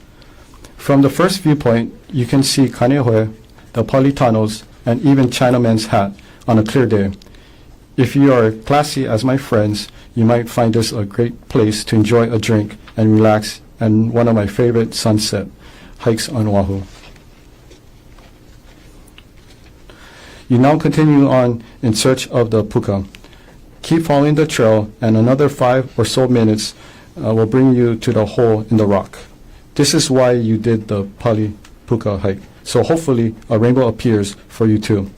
If you love pukas as much as we do, you gotta check out the Tom Tom Show for another great puka. Okay. We're going to move on to page 5, Detective. I'm sorry. Okay. We have page 5 up, Detective, and I'm going to zoom in on the 2 paragraphs. Okay, so it's going to be keep climbing Pali Puka for the sunset spot. If you continue on now, the path will lead into the trees. You can keep going, but it gets quite steep and you will need to use the rope already there. It's nothing crazy in my opinion, but some may find it a bit challenging. It is important to note, if you do go past the Puka Point for sunset, it will be dark coming down, so bring a light for safety. After 10 to 15 minutes of climbing up the rocks and trees with the ropes, you might be a bit breathless, but the view will make up for it. The mountains look just freaking amazing. Here's the best part. If you are hiking at the right time of the year, the sun will creep through the gap in the mountain range and give you... I'm going to go on to page 6, Detective. Oh, I'm so sorry. States. We're going to put 112 back up on the screen.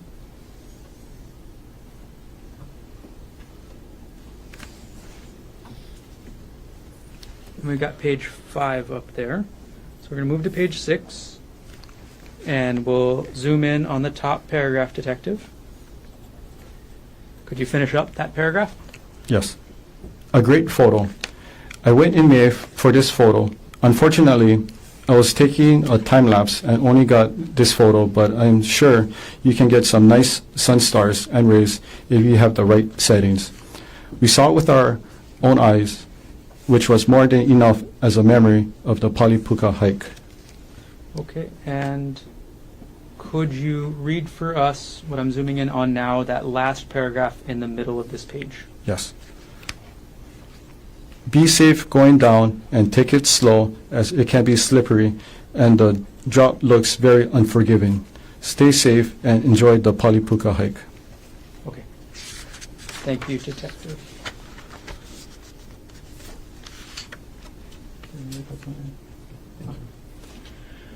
Okay. Detective Iinuma, I'm going to take the exhibit down from the screen, and I'm going to retrieve it from you.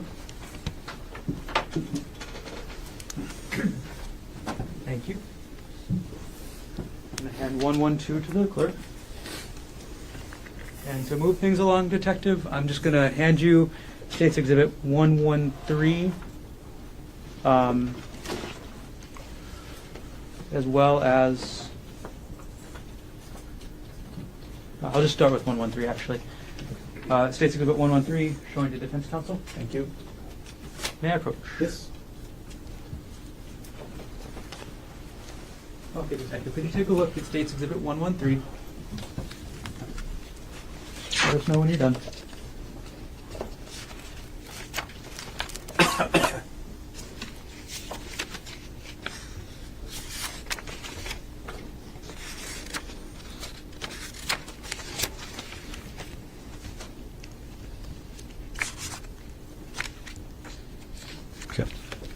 Okay, have you had a Yes. chance to review State's Exhibit 113? Yes. Do you recognize what I've handed you? Yes. What is this? So these are documents, like artifacts, that shows that the user of this device on this computer was accessing a document under the divorce folder.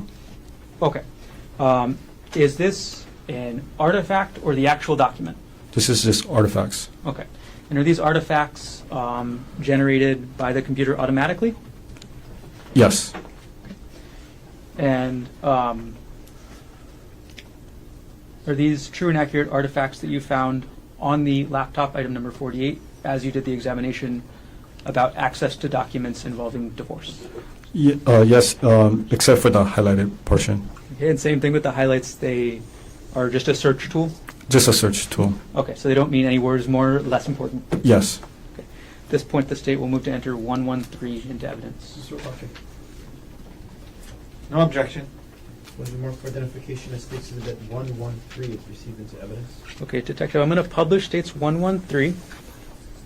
And if you could explain to us, and this is page 1, could you explain to us the very top what the file name is? So this is the file name of the document that was associated with these artifacts. So this was a PDF document, and then the file name was BOFA Amex e-statement.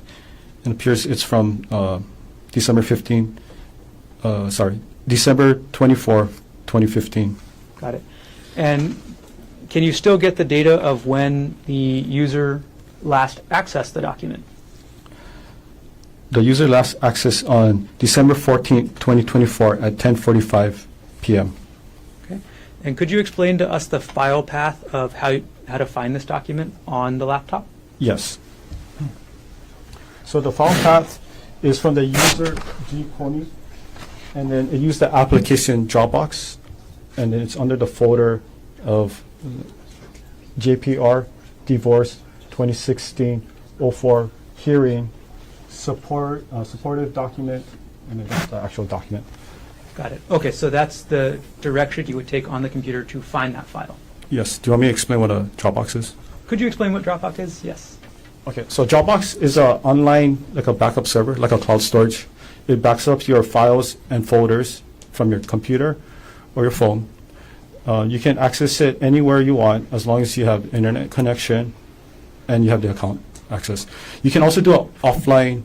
You can also work at offline, and when you're connected back to online, everything's going to sync. Okay. We'll move on to page number 2 of the exhibit, Detective. Could you explain to us what the file name was and then go into when the file was last accessed?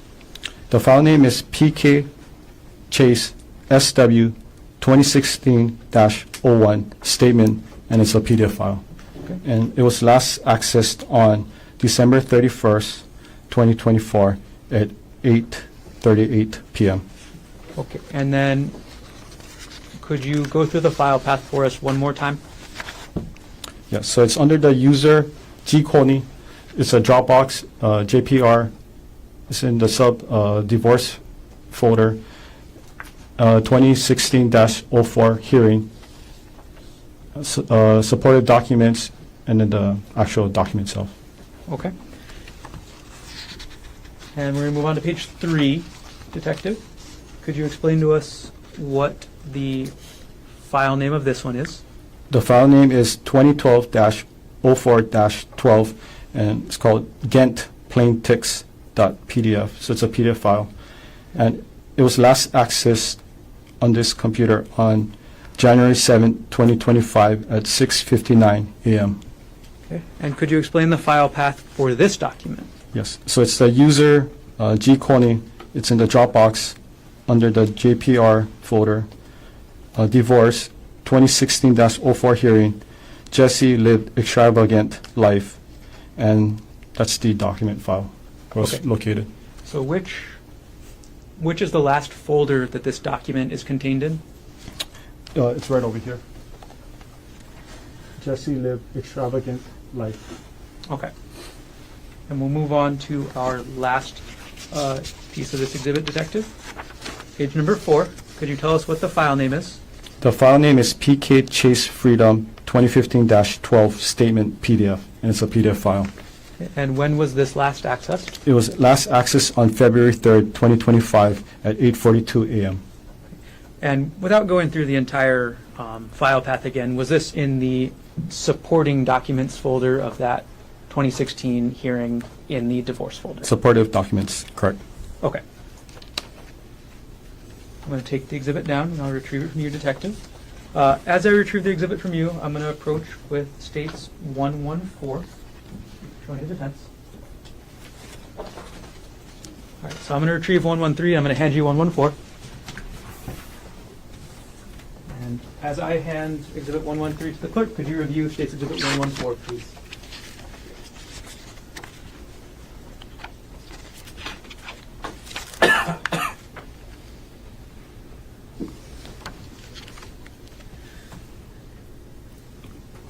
Yes.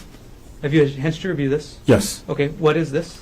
So this is a Word document file relating to a 2018 tax created from the user G Konig.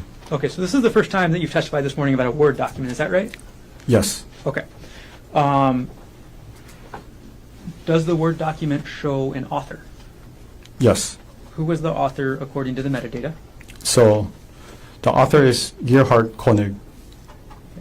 Does the metadata also show you who the last author is? Yes. Who is the last author of this document? The last author is Gerhardt Konig. Can you tell from the metadata when this document was last edited? Or modified, I'm sorry. Okay, so it was last modified on March 12, 2019 at 3:02 p.m. And is this Is there any attachment to the metadata page for this exhibit? Yes. Okay. And is the attachment a portion of the entire Word document? Yes. Is this a true and accurate copy of, again, that portion of the Word document along with the metadata that you found on the laptop, item number 48 So, in this case? okay, so for the Word document, it was highlighted and it was redacted. Okay. What kind of information was redacted? It was a social security number. Okay. So other than the Social Security numbers being redacted, is the content of the Word document a true and accurate copy? Yes. And again, there's highlights in this part, right? Yes. Same as always, the highlights don't mean anything. It doesn't mean anything. And for page 1, for the metadata, is that a true and accurate copy of the metadata that you found related to this Word document? Yes. Okay. At this point, the state moves Exhibit 114 into evidence. Mr. Otake.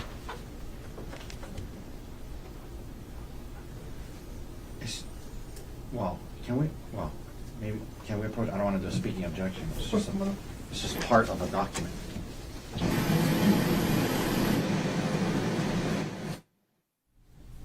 Understood.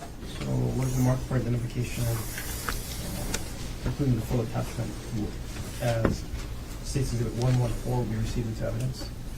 Okay. Detective Iinuma will retrieve that exhibit from you, and we'll come back later with everything. Okay. Okay. All right. So I'm going to retrieve from you 114, and I'll approach with State's 115.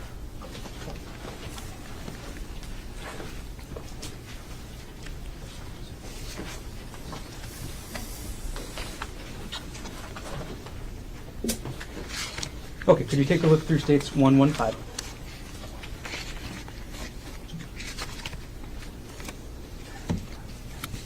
Yes. Okay, do you recognize what this is? Yes. Okay, and what is this? So this is an artifact from the user of this device accessing appears to be a backup server via internet. Okay. And which user are we talking about? It's under user G. Konig. Okay. And is this artifacts that are generated automatically by the computer with user activity on the computer? Yes. Okay. When you were looking, or when you were executing your search warrant on this device, did you actually have access to the underlying documents that the user was accessing as indicated by the metadata in this exhibit? For this particular one, no. Okay. And could you explain what you meant by a backup? Okay, so backup, so this program is called Mimeo, M-E-M-E-O. So it's an online backup server. It backups your files and folders, as I was explained to you earlier. It's like a iCloud or Google Drive, something very similar to that Okay. degree. And is this exhibit a true and accurate copy of the metadata regarding the user G. Konig's access to this backup that you found in this case on item 48, the laptop? Excluding the highlight, yes. Okay. At this point, the state moves to enter Exhibit 115 into evidence. Mr. Otake. No objection. The mark for identification as State's Exhibit 115 is received into evidence. Okay, Detective Iinuma, we're going to put State's 115 on the screen. Could you explain to us what you meant by, or could you show to us in the second line what user is conducting this conducting this activity? Yeah, so the user is G. Konig, right over here. And what date and time is the user conducting this activity? It was accessed on January 9, 2025 at 9:10 p.m. Okay, and are you able to tell which computer application the user is accessing this from?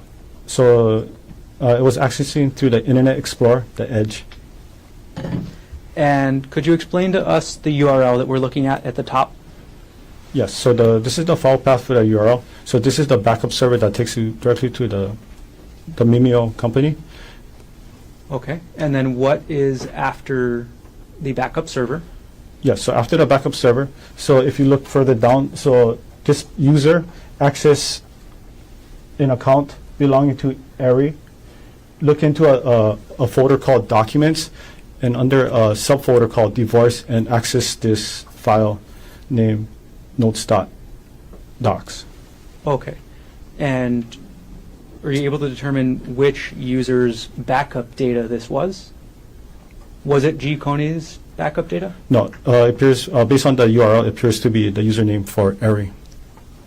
And this is a docs, docx, that's a Word document file.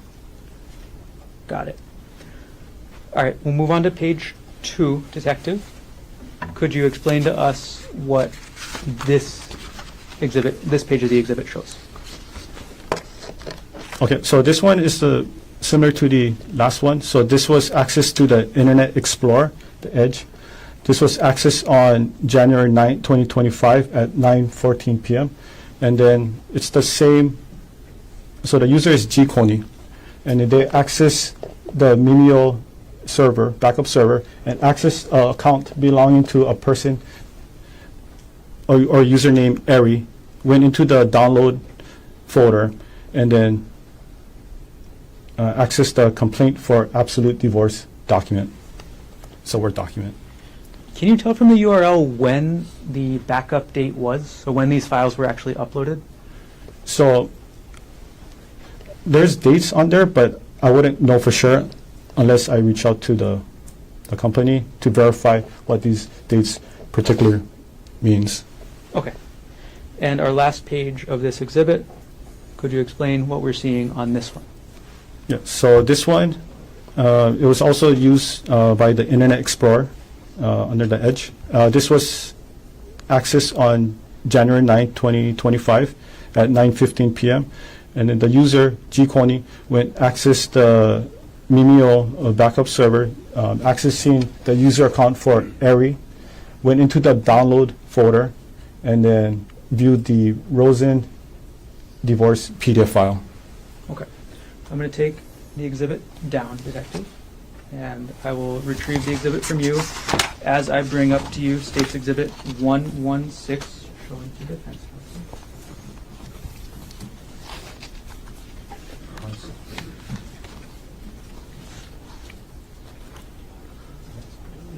So we'll come back for this one then. Yeah. We'll go ahead to State's Exhibit 117, Detective. I'm sorry, 118, as 117 is already in evidence.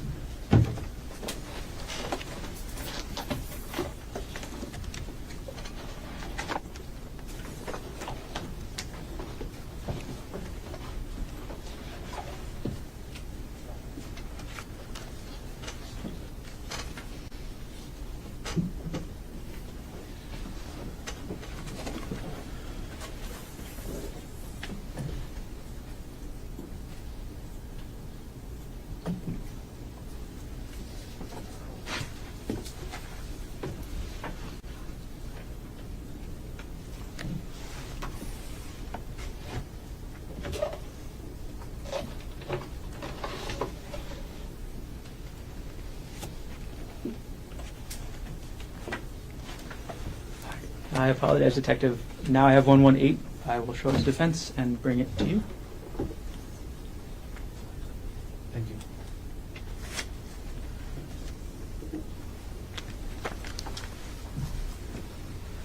I'm retrieving 115. And here's the clerk.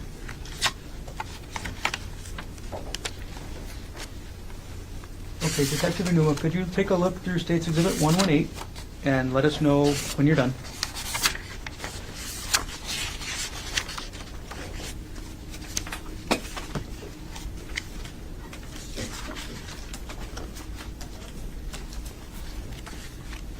Okay. Okay, do you recognize what I've handed you? Yes. Okay, and what is this? So this is an email file that was sent to an individual under the username G. Konig. Okay, who was the, you said this is an email file. Are there any attachments to it? Yes. Okay, are those attachments included in the exhibit? Yes. Who was the email address sending the email? So the email address, sorry, you mean the user of the email sending to the recipient. Which email address is this from? Okay. Yeah, this email address is from gkonig@proinbox.com. Okay, and is that the same email you've referenced a couple of times before already this morning? Yes. All right, and who was the email sent to? It's sent to, the email address is bryant.bunting@gmail.com. And is this exhibit a true and accurate copy of the metadata attached to the email along with the email attachments? Yes. Okay. Did you actually have access to any content in the email or just the attachments? So inside the content, there was nothing inside the content, but then there was attachment part of Okay, the. so there was no like email message, it was just a bunch of attachments? Yes. Okay.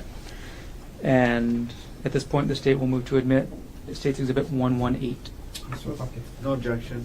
You will mark for identification as State's Exhibit 118 is received into evidence. Okay, Detective Iinuma, I'm going to publish the exhibit. All right. I'm going to zoom in on the top of the page.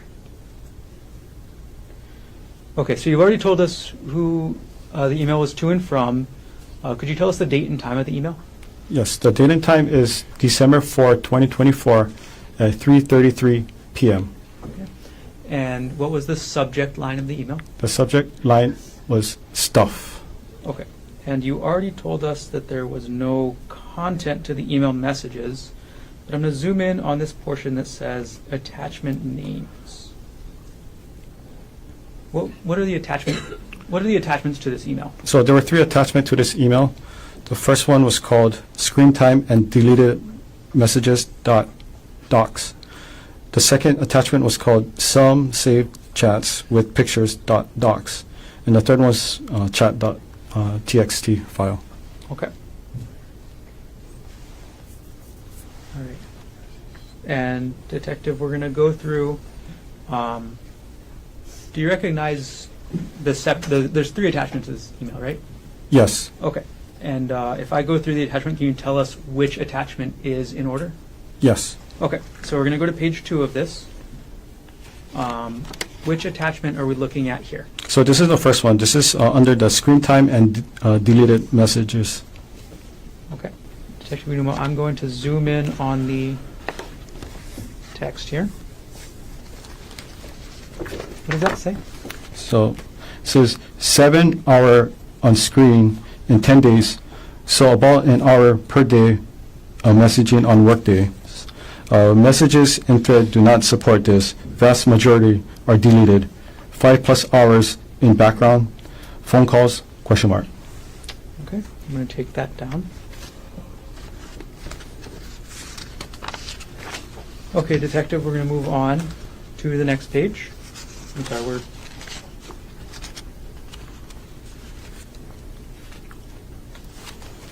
Okay, and we're on page, I believe, 4 now. Could you tell us the title at the top of this page? The title is called Deleted Messages from Sunday or Sun 12-1, parenthesis, all deleted. Okay. We're going to keep moving forward, Detective. And now we're on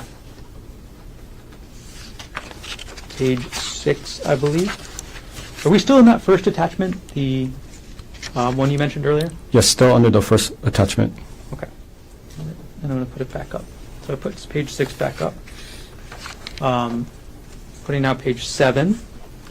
Could you let us know when we get to the next document that's been attached to this email? Yes.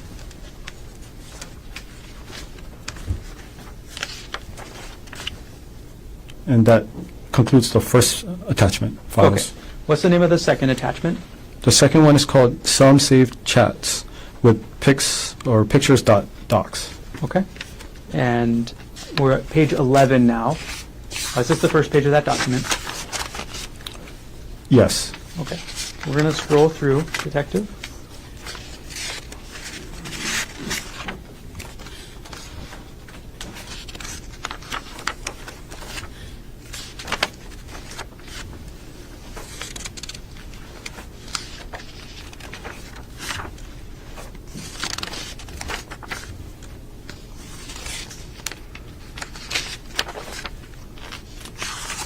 All right. And now we're on page 23. Yes. Is this still the same document? So this is the third document. Chat.txt? Yes. What is a TXT file? So TXT is a type of format. It's text-based. So in this purpose, we have to convert it to a PDF so you can display it. Okay. All right, I'm going to take the exhibit down. I'm going to retrieve exhibit 118 from you. And I'm going to approach with state's exhibits. I'll skip ahead a little bit. We're going to approach with state's exhibit 124.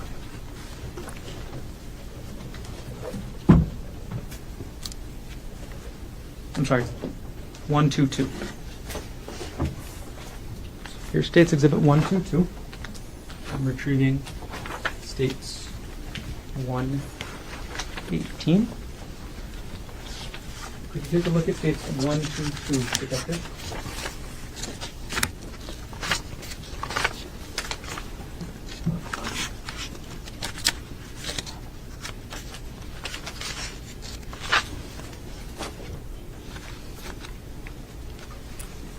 Yes. Do you recognize what that is? Yes. What is that? So this is a Excel file that was found on the computer. Okay. You say it's an Excel file. Is there also an attached metadata? Yes. Okay. And can you tell who the author of the file was? Yes, the author is Gerhardt Konig. And is the entire sorry. And when was this file last, or what's the file name that we're talking about here? The file name is _chat, parenthesis work phone, parenthesis .xlsx Okay. file. Is this exhibit a true and accurate copy of the metadata along with the XLS, or the file that was attached to this? Yes, minus the highlighted portion. And then this one's converted from an Excel file to a PDF. I see. Okay. At this point, the state will move to introduce states 122 into evidence. Mr. Rotasi. No objection. With the mark for identification of State's Exhibit 122 is received. Okay, Detective Iinuma, I'm going to put the metadata page for states 122 on the screen. I apologize, the screen is now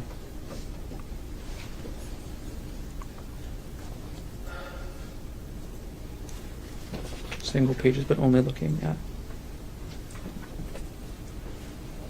I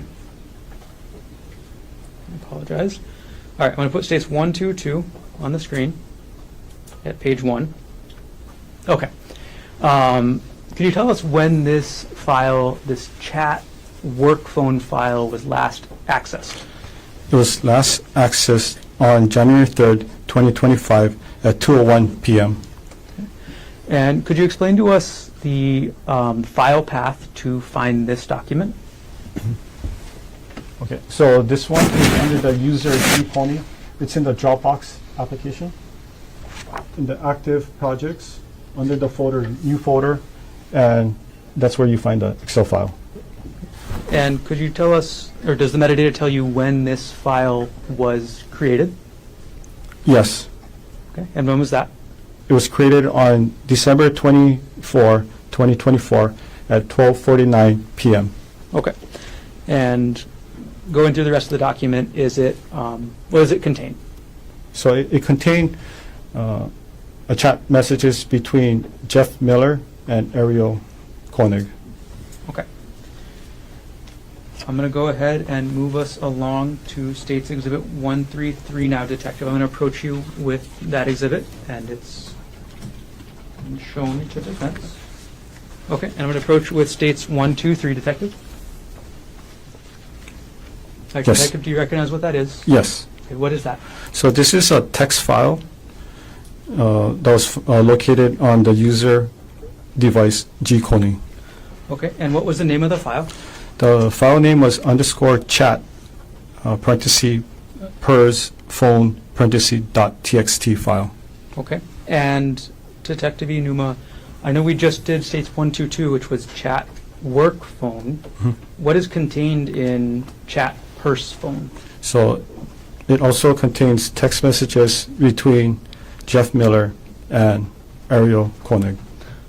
All right, and for the exhibit that you have up there with you, states 1, 2, 3, is there both the metadata attached to the user activity with regards to this file as well as the file? Yes. Is that a true and accurate copy of the metadata that you saw on the software along with the file? Yes. At this point, the state moves exhibit 1, 2, 3 into evidence. Mr. Tucker, No objection. there's a mark for identification as State's Exhibit 1, 2, 3 is been into evidence. Okay, I'm going to publish. And Detective Iinuma, we're not going to go through the entire chat this time either, but can you go through when this was created, the file path, and then when it was last accessed? Yes. Okay. So it was created on December, right here, December 8, 2024 at 3:18 p.m. And then this is the file path to retrieve the document. So this is the user G Konig.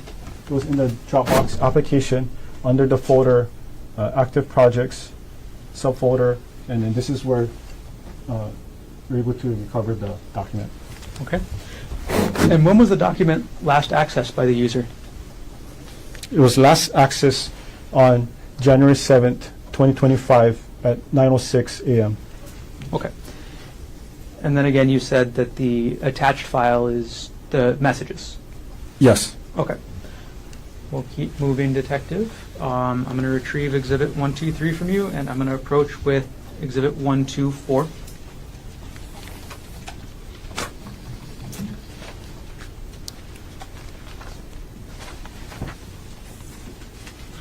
I'm going to hand Exhibit 1, 2, 3 to the clerk. Okay, Detective, could you look through State's Exhibit 1, 2, 4 for us, please? Okay. Okay, have you had a chance to look through the exhibit? Yes. Okay. And what have I just handed you? So these are documents found under the same device, under the username G Konig, and it contains documents relating to wedding. To a wedding? Yes, to a wedding. Okay. And is this exhibit both metadata as well as attachments? Yes. Okay.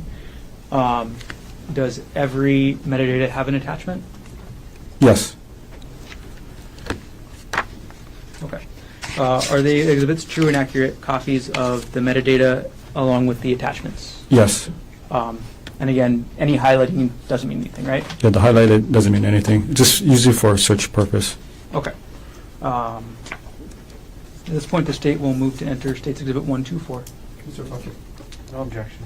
there's a mark for identification as State's Exhibit 124 is received into evidence. Okay. I'm going to publish the first page of States 1, 2, 4. Detective Iinuma, could you tell us the title of this document that's we have the metadata here for on the first page? Yes. The title is called the W, and I think it's a 0223 parenthesis GK parenthesis, and then it's an Excel file. Okay. And could you tell us who the author of the document is? So the author is, it's right over here. Worth and AI, or right over here. Okay. Could you tell us who the last author is? The last author is Gerhardt Konig. Okay. And could you tell us the last modified date? The last modified date is right over here. February 23rd, 2018 at 6:18 a.m. Okay. And then could you tell us when, I'm sorry, I'm going to have you keep pointing, when this Excel spreadsheet was last viewed by the user on this laptop? Yes, so it was last accessed on December 30, 2024 at 7:29 p.m. Okay. And with regards to this spreadsheet, what's in the spreadsheet? So in the spreadsheet, it's like an Excel spreadsheet. So it has multiple tabs. It talks about who's going to be the guest list, what type of floor, the venue, everything you see on wedding planning. Okay. I'm going to move forward, Detective, to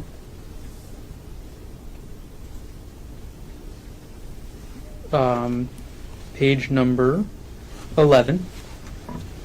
All right. Detective, could you tell us what the document in this is? So the document name is the W0225 parenthesis, GK, parenthesis, and it's a Excel file. Okay. Is this the same Excel file as the one that we just talked about?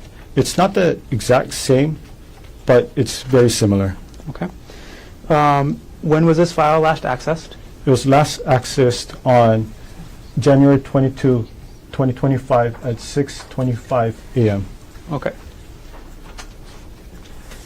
And the actual attached file is not attached to this exhibit, is that correct? Yes. Okay, so we just have the metadata for this file. Yes. Okay. Moving on to page number 12.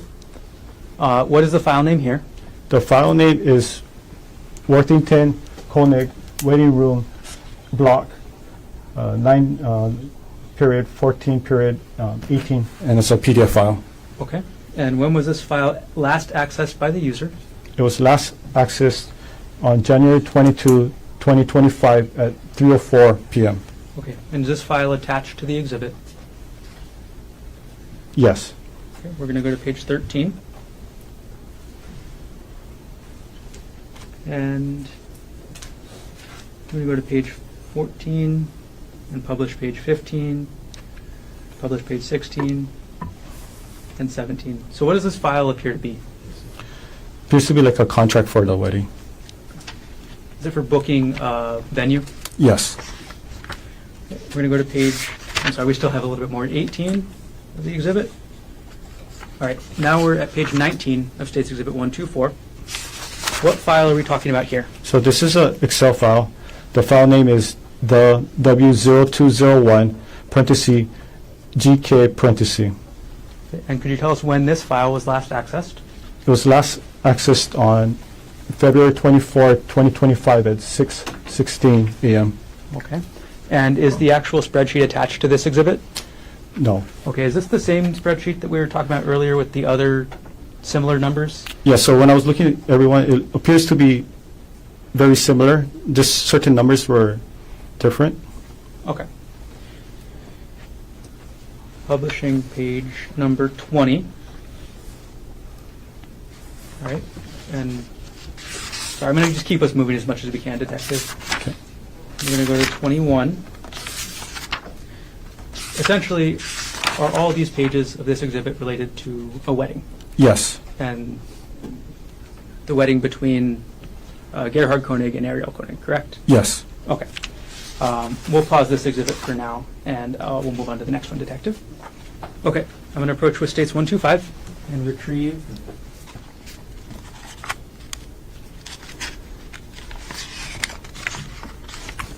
Yes. Okay. Do you recognize the exhibit I've just handed you? Yes. Okay, and what is this? So this contains documents relating to the user or the couple's financial history, investment account, life insurance, and any kind of benefits. All right, and do you in this exhibit have both the metadata along with the attached files? Yes. And is this exhibit a true and accurate copy of the metadata along with attached files that you viewed on item number 48, the laptop you examined in this case? Yes.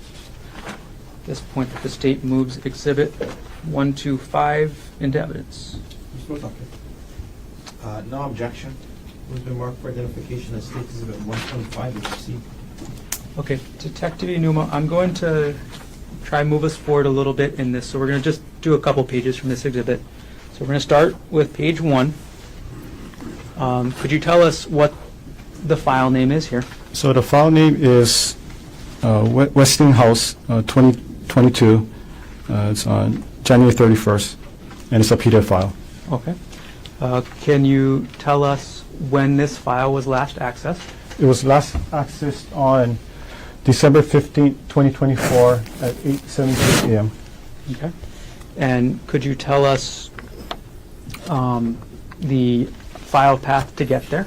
Yes, so the file path under the username G. Konig in the Dropbox application, under the folder The Big Love Party and Other Super Fun Stuff, under the subfolder of taxes 2022 taxes, and this is the document AK pay stub. Sorry, this is the folder, and then this is the actual document. So the actual document is Westinghouse 2022-1-31. Yes. And the folder that document is in is called AK Pay Stubs. Yes. All right. We're going to go to page 2 of the exhibit. Is this the actual document that that page is referring to? Yes. Okay. And is this a pay stub? Yes. Right. Who is this pay stub for? The pay stubs for Arielle Konig. All right. Yeah, We're it going has to it do right over page here. 3. And then we're going to skip around a little bit, Detective. So page 3. What document is being accessed here? So the document file name is Westinghouse 2022 November 30. It's a PDF file. Okay. And when was this file accessed by the user? It was last accessed on December 21st, 2024 at 2:49 p.m. Okay. And we're going to go to the file, Detective. Who is this, or what does this file show? So this appears to be some kind of investment file for Arielle Konig. Okay. We're going to skip ahead to page 11, if we could. I'll put it up on the screen for you.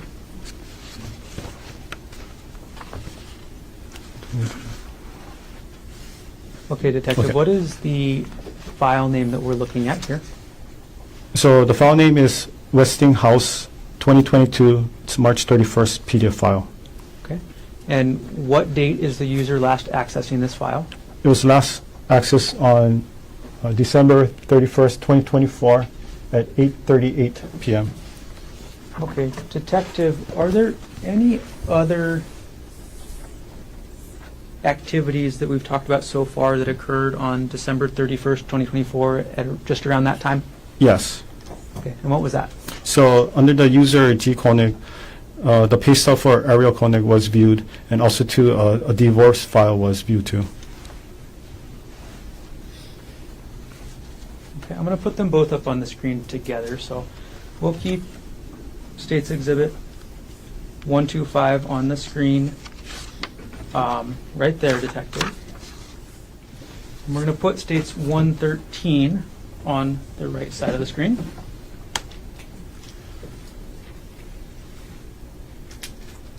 And on States 113, we're going to scroll ahead to page 2. All right. Is these the two activities that are happening at the same time or a similar time, Detective? Yes. Okay. So on the left side, we have States 125. And what is the file for that one again? The one on the left is Westinghouse 2022. It's on March 31st PDF file. Okay. And on the right side, what file is that again? Okay, I got it. So the file name is PK Chase SW 2016-01 Statement PDF, and it's a PDF file. Okay. And got it. All right. I'm going to take both photos down.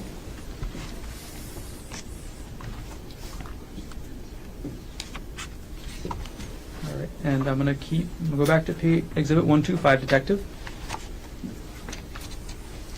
Sorry, what the number? We're going back to 125. 125. Okay, thank you. All right, and almost done with this exhibit, Detective.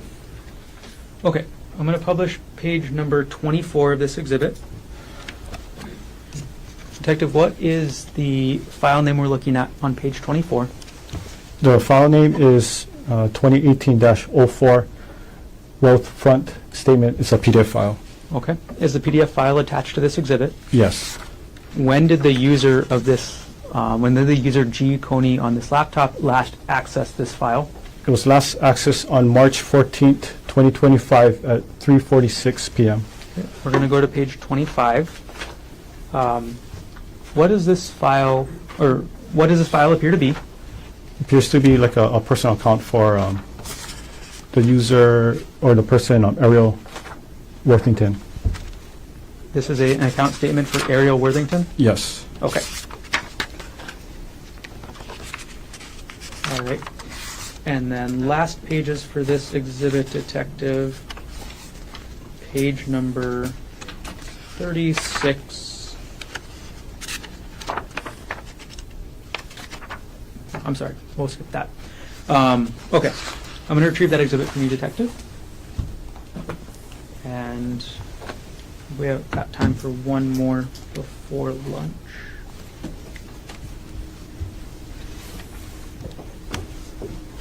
We got states 1, 2, 6 showing the defense counsel. May I approach? Yes. Yes. Do you recognize what that is? Yes. All right, what is that? So this is a PDF file containing information about retirement. Okay. And is this exhibit both the metadata as well as portions of the attached file? Yes. Okay. And, all right, is this a true and accurate copy of the metadata as well as the portions of the file that you found on the laptop during your examination in this case? Yes, and I think one part was the highlighted, but you just got to remove the highlight. Okay. At this point, the state will move to enter 1, 2, 6 into evidence. Okay. No objection. For the mark for identification, it states exhibit 126 is received. Okay. And we'll hold off on publishing for now. And Detective Iinuma, our last one for now will be states 127. So I'm going to approach with 127. Okay, Detective, you recognize what I just handed you? Yes. Okay, what is this? So this was a PDF file that was found on the user G. Konig under the Dropbox. This is basically the intake form for a marriage counselor and family therapy service. And when is the date on this document? The date on this document is January 29, 2025. Is this exhibit just the document, or is it document and the metadata? So for this one, it's just a document. And where did you find this document on the computer? So that was the one I mentioned earlier. So it was under the username G. Konig, under the Dropbox. Okay. Does the document itself indicate who prepared the document? So at the last, let me double check. Yeah, so on the last page, it's electronically typed as Gerhardt Konig. Okay. It was dated on January 29, 2025. Okay. Are there any redactions from this document? There's one redaction. And what is that? It's the last four of the social security number. Okay. Other than that, redactions, is this document a true and accurate copy of the document that you found on the laptop pursuant to your investigation? Yes. Okay. At this point, we'll move States Exhibit 127 into evidence. Okay. 1 second, Mr. Garner. Yes. So just to be clear, Oh, I'm sorry. there's again, you don't need to bring it up, but as long as it's okay. No objection. What has been marked for identification as states exhibit 127 is received. Okay. And So Garner, this is a good time for a break. this is a great time for a break. So ladies and gentlemen, another long stretch. Let's take our lunch break. Leave your notebooks on your chair. Same 3 rules. We're talking a bit about this case.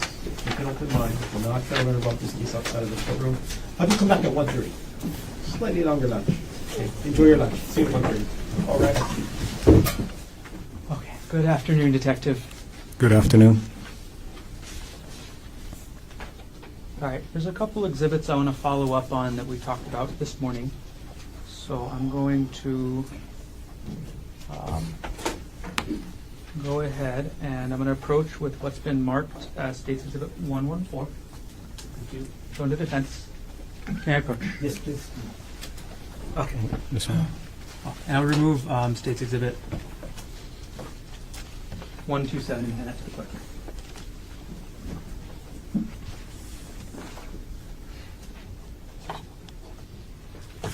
Okay, could you take a look through that exhibit, Detective? Yes. Okay. And could you let us know what the exhibit is? So the exhibit is a Microsoft Word document, and then this is the one we were talking earlier, which is the file name. It's a 2018 taxes gknotes.docs. Okay. And is this both the metadata as well as the actual document? Yes. Okay. Is this a true and accurate copy of the metadata?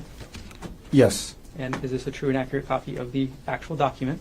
Yes. And this is what you found, again, looking at item number 42, the laptop in this case. Yes. Okay, at this point, the state moves Exhibit 114 into evidence. Ms. Roth, okay.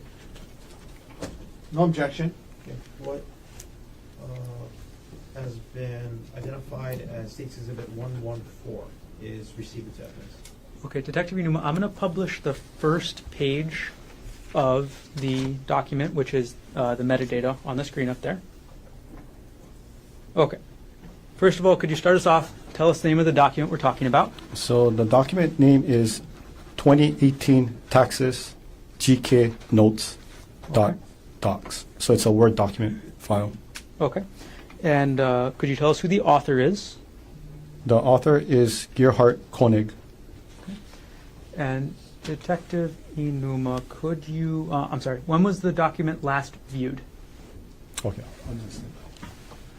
So it was last accessed on this date, which is December 26, 2024 at 6:47 a.m. Okay. Detective Iinuma, could you walk us through the file path for this document as well? Yeah, so the file path is under the user key Konig. It's under the Dropbox application, under the file, the Big Love Party and other super fun stuff. Subfolder is taxes. Another subfolder for 2018 taxes, and then the document is located right over here. Got it. Okay, Detective Iinuma, I'm going to take the exhibit down from the screen right there, and I'm going to ask you if you could read from the document. And does the document, what is the document in general? So a document is, it's like an official, it could be official, non-official, but it's just basically what we use to have information like I'm data. so sorry, that was a bad question. What is this document, Oh, this document. generally about? Yeah, so this document contains notes and information regarding 2018 taxes. Okay, and social security numbers have been redacted, correct? Yes. Okay. Could you read for us the amount of alimony paid in 2018 from this document? So the alimony is $6,000. Could you read for us the amount of child support paid according to this document? $29,112. And again, what year is this document referencing? It reference 2018. Okay, thank you, Detective. I'm going to retrieve the exhibit from you on the stand.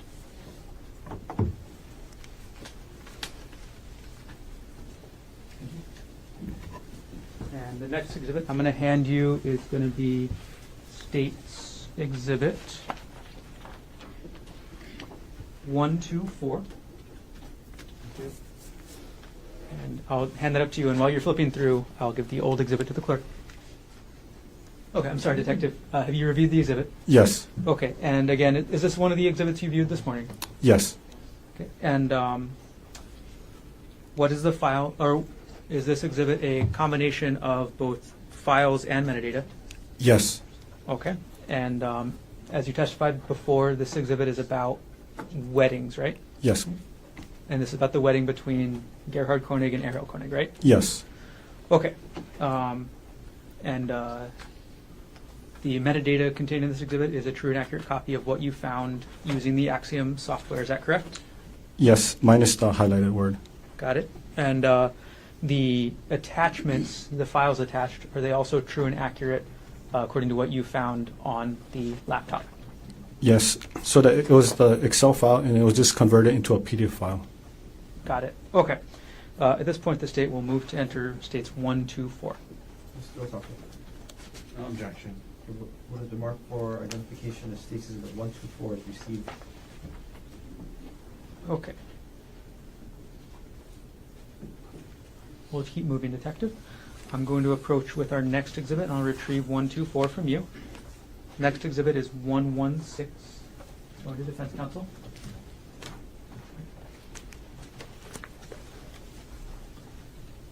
I'm retrieving 1, 2, 4. That's a big stack of papers I gave you. Can you just thumb through it real quick? Yes. Okay. Do you recognize this exhibit? Yes. What is it? So this is a Word document that was located under username G Konig. The title is called GK Action Items Daily, parenthesis 2018 to 2021, and it's a docs file. So it's a Word document. Okay, so it's a Word document. Can you tell from the metadata who the author is? Yes, the author is Gerhardt Konig. Okay, and could you tell us, I'm sorry, when the file was last accessed? It was last accessed on December 3rd, 2024 at 2:36 p.m. And is the metadata part of this exhibit true and accurate copy of the metadata you found on the laptop, item number 48? Yes, Is the attachment a true and accurate copy of the Word document you found attached to this metadata on the laptop? yes. Okay. And it is a rather lengthy document, is that correct? I'm sorry, what was that? It's a rather lengthy document, Oh, is that yes. right? It's more than 100 pages, right? Yes. Okay. At this point, the state will move, or will move Exhibit 116 into evidence. Mr. Otake. No objection. With a mark for identification as State's Exhibit 116 is received into evidence. All right, thank you. Just a moment.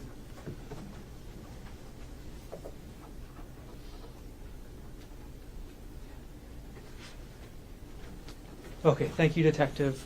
Just a couple more to go. I'm going to go and retrieve Exhibit 116 from you, and I'm going to hand you what's been marked as State's Exhibits 119, 120, and 121. Okay? Yes. Okay.